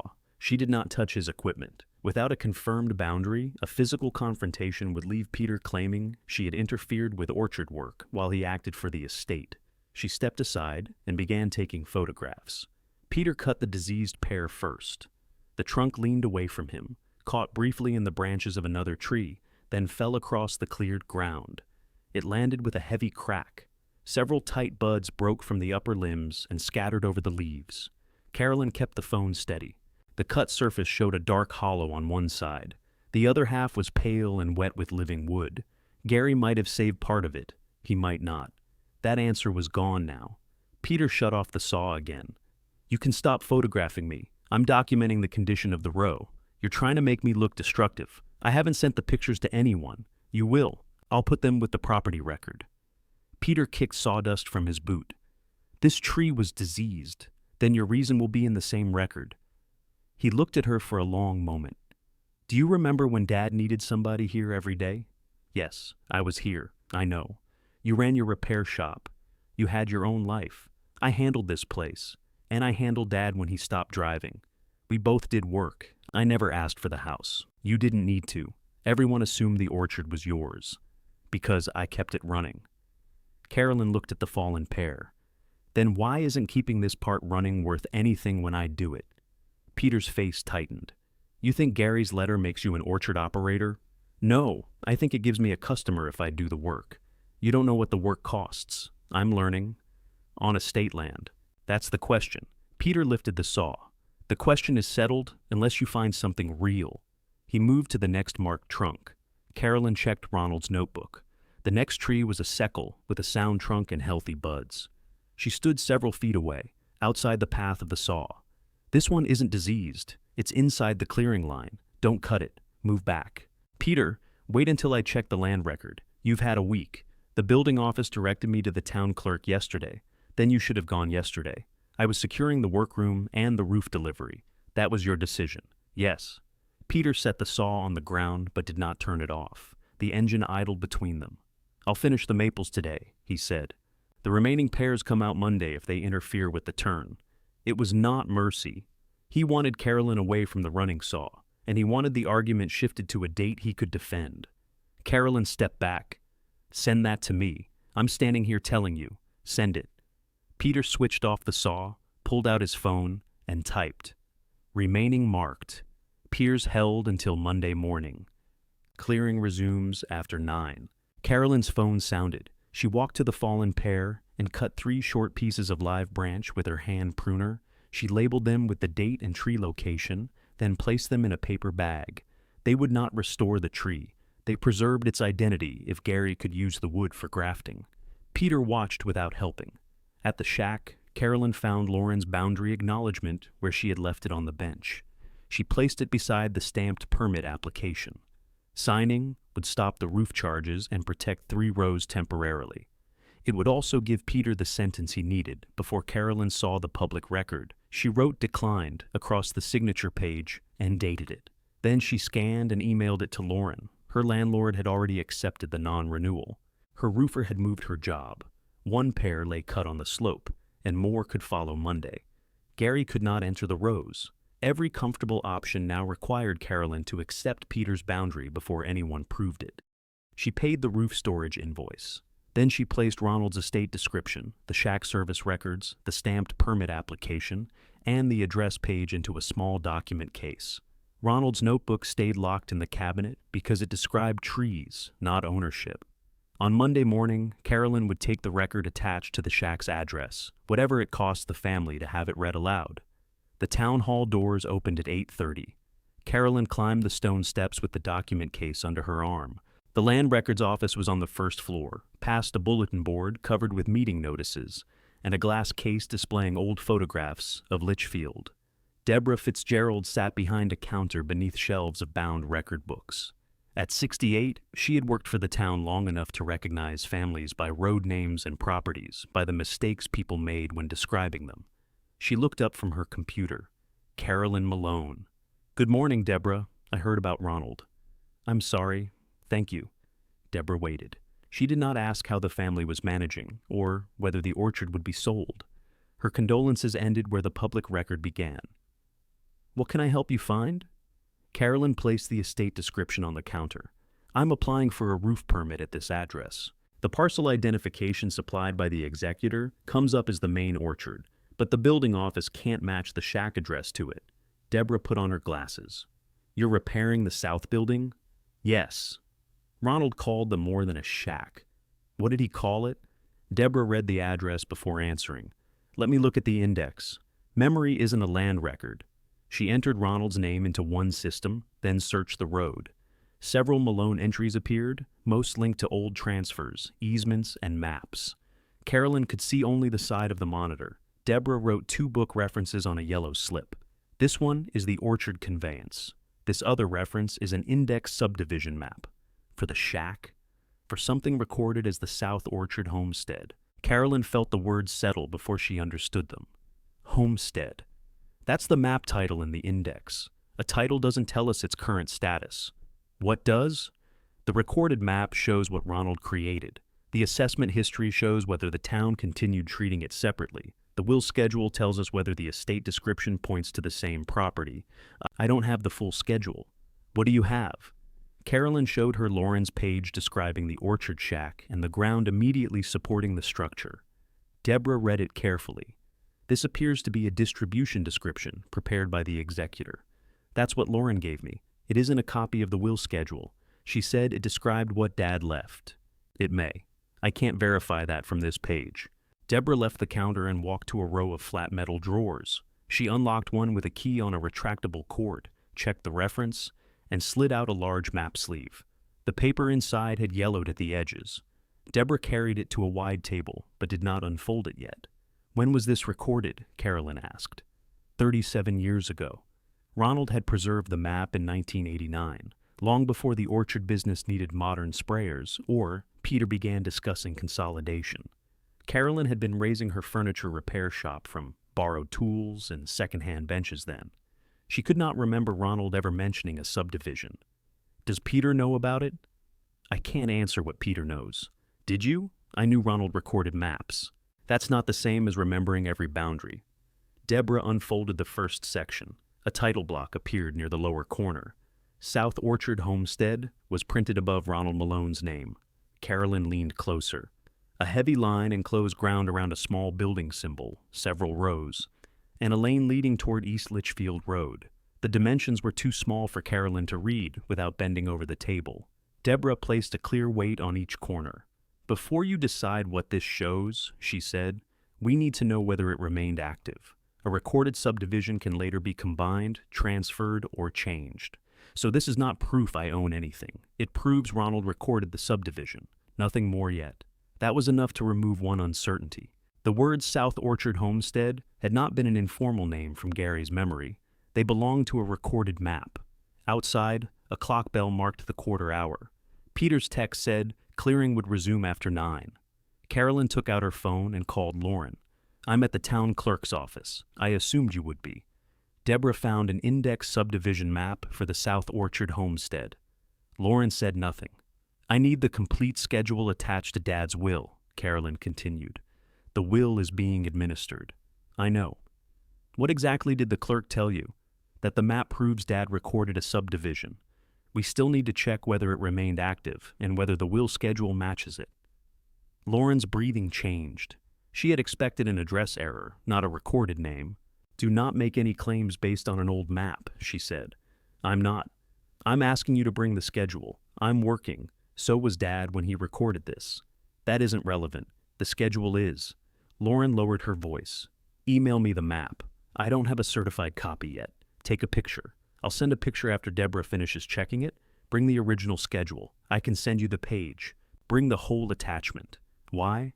"Because I want Deborah to match the document you use to the public record." Lauren's tone became cold. "You're treating me as if I altered something." "No. I'm making sure nobody summarizes it for me again." Deborah remained at the table, giving Carolyn privacy while hearing every word. She did not intervene.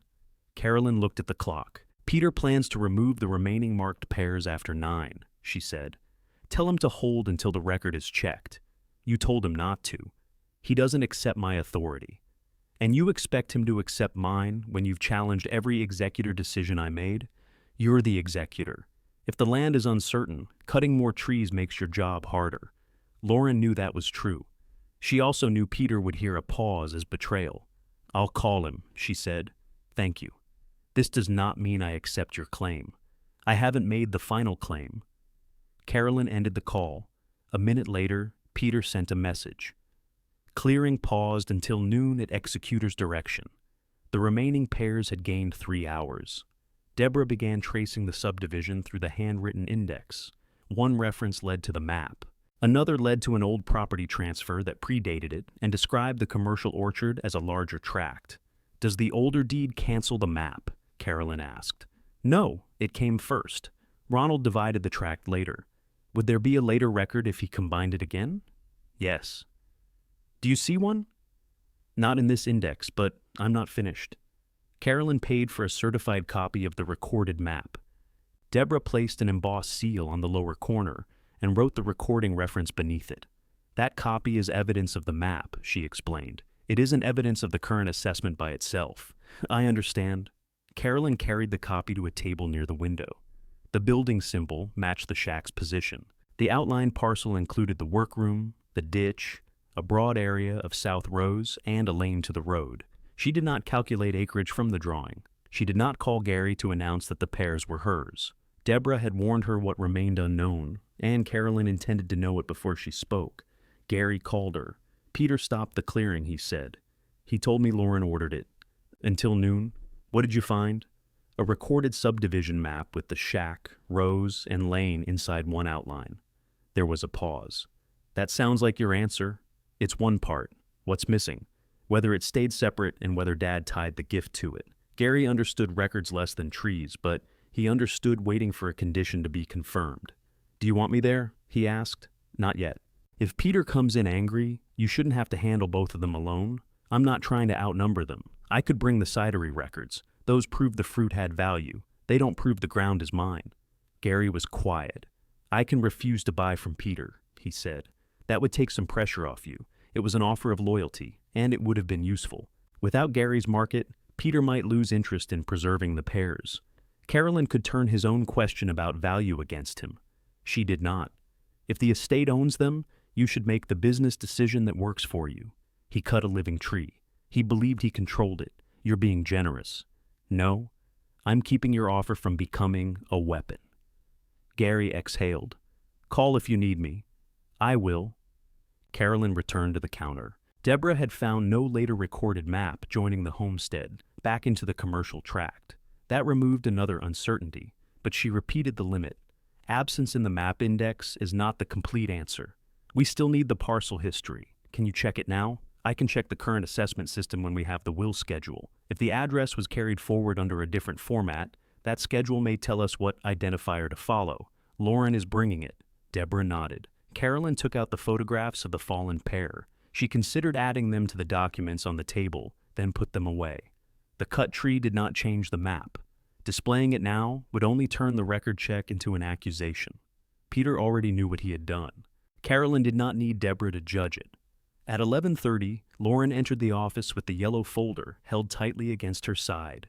Peter followed several steps behind. He looked at Carolyn, then at the certified map. "You brought the whole family into town hall over a shed," he said. Carolyn did not answer the insult. "Did you bring the schedule?" Lauren placed the folder on the table. "Yes." Deborah came from behind the counter. "I'll need the complete document, including every attachment page," she said. Lauren opened the folder and removed a stapled copy. "This is the will and schedule used for the estate inventory." Deborah checked the page numbers one by one.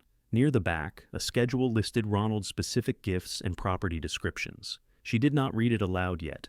Peter stood beside the window with his arms folded. He had stopped the clearing because Lauren instructed him, not because he believed Carolyn's claim. Lauren remained near the folder, watching Deborah handle the document she had used for 7 months. Carolyn knew that if the records supported Peter, she would lose the rouse and perhaps the shack. If they supported her, Lauren's administration and Peter's expectations would change in front of them. There would be no private way to return to the old family arrangement afterward. She placed the shack's address page beside Ronald's will schedule. "Please match what Dad recorded," she said. Deborah set the certified subdivision map between the estate document and her computer, then turned the screen so all 3 Malones could see it. Peter stepped closer to the table before Deborah began. "I want one thing clear," he said. "Dad's map from 37 years ago doesn't change the estate." "No one said it did," Deborah replied. "The commercial orchard is one property. The shack is an improvement inside it." Deborah rested her hand beside the keyboard.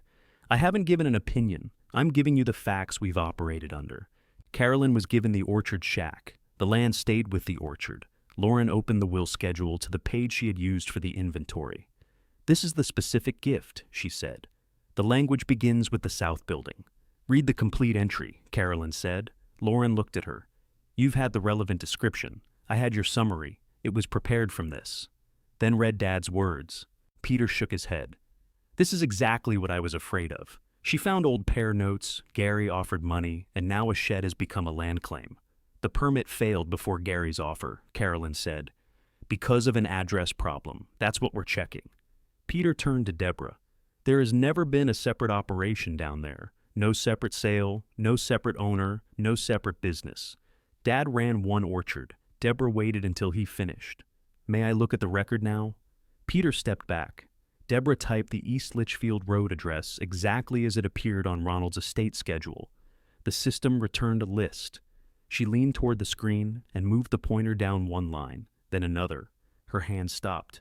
"There are 2 parcel numbers attached to this orchard address." No one spoke. Deborah enlarged the first result. "This one is the commercial orchard. It includes the main house, packing buildings, equipment areas, and the producing apple acreage." "That's the one Lauren sent me," Carolyn said. "Yes." Deborah selected the second result. "This one is the South Orchard Homestead." Peter moved nearer to the monitor. "That could be an inactive entry." "It could," Deborah said. She opened the parcel card. The status field read active. Carolyn gripped the back of the chair with her left hand. The screen showed the shack address, a separate assessment history, and a reference to the subdivision map spread across the table. Deborah checked the identifier against the map index. It matched. Then she turned to Ronald's will schedule. "Lauren, may I move this page?" Lauren nodded. Deborah placed the schedule beside the screen. Near the end of Ronald's property description, after the words South Orchard Homestead, a parcel identifier appeared in smaller type. It matched the second number. Lauren leaned over the page. "I saw that, but I thought it was an internal tax reference for the building." "It is a tax reference," Deborah said, "for the whole parcel shown on the recorded map." "What does the card say is included?" Carolyn asked. Deborah read the property components without adding anything of her own. The parcel contained the south building, the connected workroom addition, the heritage rows shown on the map, the drainage area, and the access lane to East Litchfield Road. The recorded area was 5.2 acres. Peter stared at the map. "No," he said. "Dad treated all those trees as part of the orchard." "He could operate both parcels together," Deborah replied. "That does not combine their ownership records. He paid one tax bill." Deborah checked the billing history. The town mailed the statements in one envelope. There were separate line entries. "Then why didn't the estate inventory show it?" Lauren answered before Deborah could. "Because the orchard valuation materials grouped the acreage by use. I treated the south building as the separate gift and the surrounding ground as commercial acreage." Her voice had lost its formal certainty. She was no longer defending a decision. She was identifying where she had made it. Peter pointed to the will schedule. "Read the beginning. It says shack." Lauren did. Ronald described the building by its common family name. The sentence continued past the part used in Lauren's distribution summary. It referred to the entire South Orchard homestead, identified by its parcel number and recorded subdivision map. Peter took the page from her and read it himself. "He could have written 5 acres, he said." "He wrote the parcel identifier," Deborah replied. "That is more exact. He was sick when this will was prepared." Carolyn looked at him. Don't do that. He was forgetting things. Not when he preserved this description. You don't know when he wrote it.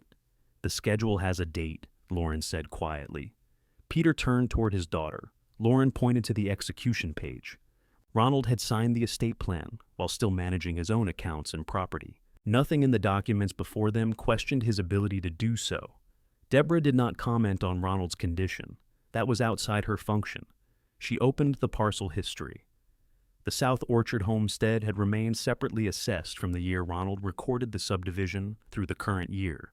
Entries showed routine updates to mailing information and land classification. The identifier had never been retired or merged into the commercial orchard. Ronald maintained this record, Deborah said. He responded whenever the town updated the parcel system. I remember him checking that the south entry remained separate, though I did not remember the number until I saw it here. The single record carried through the map, the tax history, and the estate plan. Deborah printed the current parcel card. The town's estimated market value is approximately $325,000, she said. That is an assessment estimate, not a sale offer or a private appraisal. Lauren sat down. Peter remained standing. That value assumes land, he said. Yes, Deborah replied. The pairs haven't produced properly in years. The parcel estimate does not depend on Gary's offer. The lane runs through the orchard. The map shows the lane inside the homestead parcel from the public road to the building. Peter looked at Carolyn. You knew about this? No. Gary knew. No. You found the notebook in the wall and suddenly started asking about land. I started asking at Dad's dining table before I opened the shack. You accepted the building. I accepted what Dad left me. Lauren's summary told me it was only the building. Lauren closed her eyes briefly. Peter turned back to the map. Dad wanted the orchard kept together. Then why did he keep this parcel separate? Carolyn asked. He probably intended it as a tax arrangement. For 37 years. People don't always clean up old records. He cleaned this one up every time the town changed its system. Peter had no answer to that. Deborah gathered the 3 supporting records and placed them in order. The subdivision map established the physical parcel. The active parcel card showed that it continued separately. Ronald's will schedule gave that same parcel to Carolyn. They were not 3 different solutions. They were one property history, carried through 3 necessary places. I can authenticate the town records, Deborah said. I cannot administer Ronald's estate. Lauren has to correct the distribution documents. Everyone looked at Lauren. She opened her yellow folder and removed the proposed acknowledgement Carolyn had declined. This cannot be used, she said. Peter placed one hand on the table. Lauren, the parcel number in Grandpa's schedule controls the description. The footprint language is wrong. You prepared it. Yes. Then correct the address problem and leave the orchard boundary alone. I can't. You're the executor. That means I have to follow the will. You've been following it for 7 months. I followed an incomplete interpretation. Peter's face reddened. Your grandfather talked to me about selling. He wanted the operating land together. He left the commercial orchard interest to you, Lauren said. He left this parcel to Aunt Carolyn. You don't have to decide that in front of the clerk. I'm not deciding it. The identifier is in the schedule. Carolyn watched Lauren fold the invalid acknowledgement in half. She did not tear it or hide it. She marked it superseded and placed it back in the folder. Today is Monday, Lauren said. I'll prepare a corrected distribution description and send it for review. I'll also amend the estate inventory. How long? Carolyn asked. A week for the documents, possibly longer for recording. The roof permit is waiting. I can sign the permit application today using the homestead parcel number. And the lane lock? Lauren looked at Peter. It has to be removed. Peter's voice was low. That lane serves orchard equipment. It can still serve the commercial rows where the map allows, but we cannot block Aunt Carolyn's recorded access. Carolyn had never heard Lauren use the word recorded with such care. Peter picked up his coat. What about the tree clearing? It stops at the homestead boundary, Lauren said. The equipment turn has already been planned. Change the plan. He looked at his daughter as if Carolyn had taken more than land. Lauren had always defended his expectations, sometimes before he asked. Now the public record had forced her to separate loyalty from her executor duty. Peter turned to Carolyn. You could fold this back into the orchard, he said. We could value it properly and adjust the distribution. No, you haven't heard an offer. I heard the first one. You wanted to take the burden back. That was before we knew what it was. That's why the answer is no. Peter looked toward the old photograph case in the hall, anywhere but at her. You'll need our equipment to manage those trees. I'll decide what help I need. You'll need spraying, mowing, access maintenance. I know work costs money. You think Gary's going to do all of it? No. His questions were practical, and Carolyn did not dismiss them. 5.2 acres required taxes, insurance, drainage, pruning, mowing, and roof work. Ownership did not perform any of those jobs. It gave her the right to choose how they were performed. Carolyn took the photograph of the fallen pear from her folder and placed it beside the map. That tree was inside the homestead line. Peter looked down. It was diseased. Partly. You want compensation? No. Then why show me? Because the rest stay standing unless I decide otherwise. Peter's mouth tightened. Carolyn continued. No commercial equipment enters the homestead without notice. No trees are marked, cut, sprayed, or harvested without my agreement. The lane stays open. I'll coordinate safety where our work meets. You're setting rules before title records. I'm setting preservation rules based on Dad's will and the authenticated parcel. Lauren nodded once. The estate will honor that, while distribution is completed. Carolyn did not ask Deborah to criticize Peter or Lauren. She did not ask for a public statement about the error. The records had answered the question that mattered. Deborah certified the parcel card and attached it to the map copy. Lauren signed the roof application in the space for executor and wrote the South Orchard Homestead parcel number beneath her name. The wrong number had stopped the repair. The second number released it. Carolyn took the signed application and placed it in her document case. Peter left the office first. Lauren remained at the table, reorganizing pages that no longer meant what she had believed that morning. Deborah closed the assessment screen. The 2 parcel entries disappeared from view, but the certified copies remained in front of Carolyn. The commercial orchard was Peter's inheritance. The South Orchard homestead was hers. Its shack, heritage pear rows, 5.2 acres, drainage ground, and recorded lane had traveled together all along. By 4 that afternoon, the new parcel number had been added to the permit file. The inspector reviewed the certified map and Lauren's signature. He did not congratulate Carolyn or ask about the family meeting. He checked that the proposed roof work stayed inside the homestead parcel and approved the permit. Carolyn called the roofer from the municipal parking lot. It's cleared. I can put you back on the schedule in 3 weeks. My move-out date is less than 2 months away. That gives us time if the weather cooperates. And if it doesn't, then we protect the roof and work the dry days. Carolyn asked him to confirm the start date in writing. She had learned what happened when important details remained inside a conversation. At the south gate, the new padlock was gone. Peter's utility vehicle stood beside the lane. He was moving orange marker stakes from the homestead slope to the edge of the commercial block. He did not look up when Carolyn parked. She waited until he finished placing one. I need the lane kept clear for the roof crew, she said. It's clear. I also need notice before orchard equipment crosses the boundary. We have to reach 2 apple rows from this side. Then tell me when. Peter pushed a stake into the ground with his boot. I've been using this lane for years. I know. You're going to make every ordinary job formal now? Until ordinary stops, meaning you decide, and tell me afterward. He pulled another stake from the utility vehicle. Lauren made the mistake, not me. You told both of us the building had no land. That's what Dad let me believe. Did you ever ask him? Peter's silence answered. Carolyn did not press. Ronald could no longer explain what he had told either child. The record was the part he had left able to speak clearly. Peter pointed toward the fallen pear. I'll remove that trunk before it attracts insects. Leave it.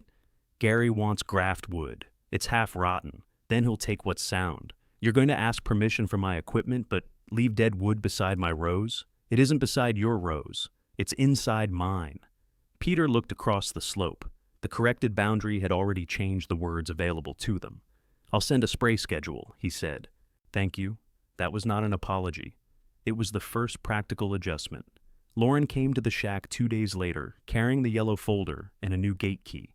The estate's lock had been removed, but she wanted Carolyn to have the commercial orchard's current key in case emergency equipment ever closed the shared entrance. The lane section on your parcel stays under your control, Lauren said. This is only for the upper gate. Carolyn tested the key before putting it on the brass ring Ronald had labeled South Shack. Lauren opened the folder. I amended the inventory.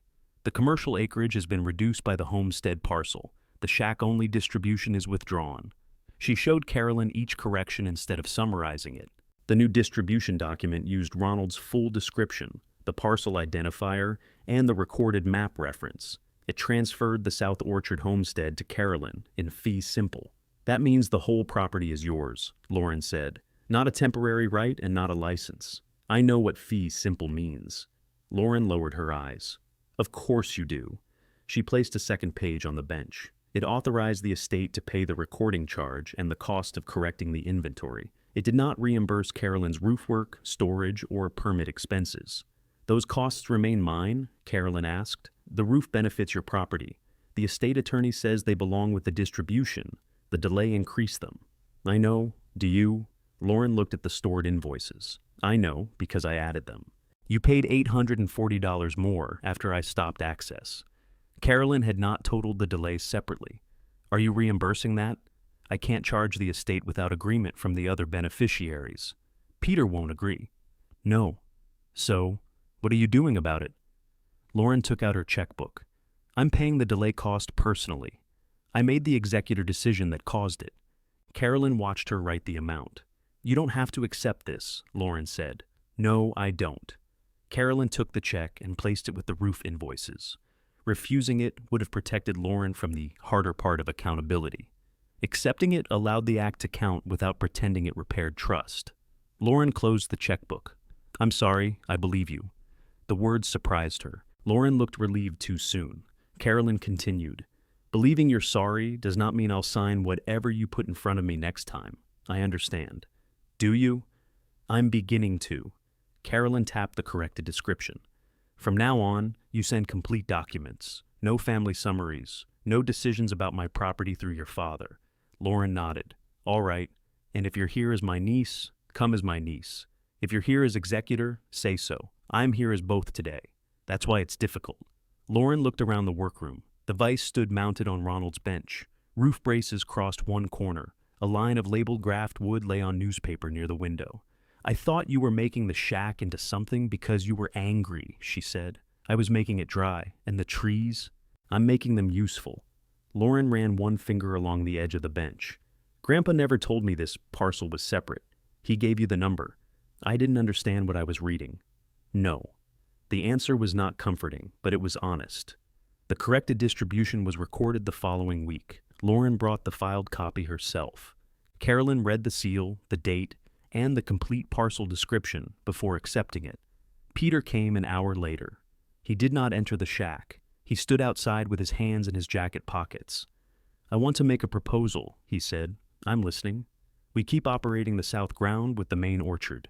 You retain the building and a lifetime right to use it. When you're finished with the place, it returns to the family acreage. That sounds like the acknowledgement with nicer words. It would include payment. For what? For folding the parcel back into the operation. Are you offering to buy it?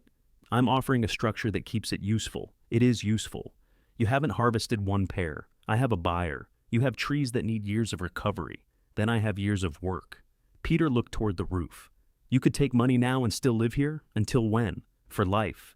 And after that, you sell all of it. Possibly. Carolyn shook her head. No. You don't know the amount. The amount doesn't change the control. I'm your brother, not a developer coming through the door. You're planning for the same sale. Peter looked down the lane. You think Dad gave this to you because he trusted you more. I think he gave it to me because he wanted me to have it. That's convenient. It's also what the schedule says. He waited for her to soften. She did not. I'm not folding it back, Carolyn said. I'll coordinate spraying and shared work where it makes sense. I'll pay my costs. I'll keep the lane safe. But I won't give you future control in exchange for permission to live on my own land. Peter nodded once, though he had not agreed. Then send me your pruning plan before bloom. I'll send the parts that affect your raws. He walked back to his vehicle. Their relationship remained open enough for work and too damaged for ease. Gary treated the recorded copy differently. He arrived at the gate, called Carolyn, and asked permission before driving down. When he entered the workroom, he read the parcel description and the map. Then he removed the word conditional from the pair agreement. I can pay in advance against the first usable crop, he said. What if the crop is poor? The advance pays for first access to what grows. If nothing meets quality this season, it carries to the next. Carolyn read the amount. It would cover the electrical inspection and part of the chimney repair. You're taking a risk. So are you. They signed the revised agreement. Gary paid from the cidery business account. Carolyn deposited the check into a separate account used only for homestead work. She wanted every orchard dollar and expense easy to trace. The roofer returned the following Monday. This time, his van entered through Carolyn's open gate under a permit bearing the correct parcel number.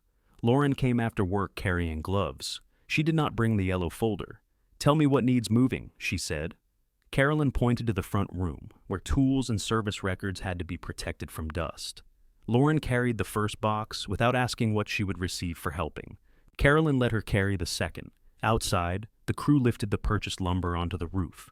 Inside, Carolyn and Lauren covered Ronald's bench, the mounted vise, and the black pruning notebook before the first damaged board came down. The crew worked around the bench instead of removing it.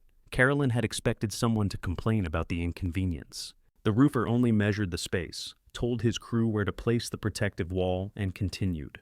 By the third day, the failed rafter ends had been replaced. New sheathing covered the rear section, and the membrane lay flat beneath fresh roofing.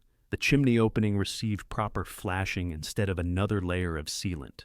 Carolyn watched the work from below. Her hands had improved because she let them improve. She carried light boards, kept the invoices, and answered questions. She did not climb the ladder to prove anything. Lauren returned twice that week. On the first evening, she swept debris into piles. On the second, she brought food and waited at the gate until Carolyn waved her through. "You don't have to call from the road every time," Carolyn said. "I thought I did. You have to ask before bringing estate business or making decisions about the property. You can visit." Lauren looked toward the workroom. "Can I visit Saturday?" Yes. That was all they arranged. Neither tried to turn one useful week into complete forgiveness. The inspector returned after the roofer finished. He examined the new rafter sections, checked the weather barrier, and climbed into the workroom ceiling with a flashlight. "The unsafe condition is corrected," he said. He removed the orange notice from beside the door. Carolyn folded it and placed it with the roof records. She kept it because the paper showed what had been required and when it had been done. She did not keep it as a wound. The electrical inspection came next. The newer disconnect Ronald installed was sound. The old cloth-covered wiring inside had to go. Gary's advance paid for new circuits in the workroom, safe outlets above the bench, and a small electric heater in the front room. Carolyn paid for the remaining work from savings. The chimney required a new liner. One window frame had to be rebuilt. The water tested safe after the line was flushed and fitted with a filter. Each completed job left another invoice. Ownership had removed Peter's control, not the cost of living there. When her hands swelled, she stopped.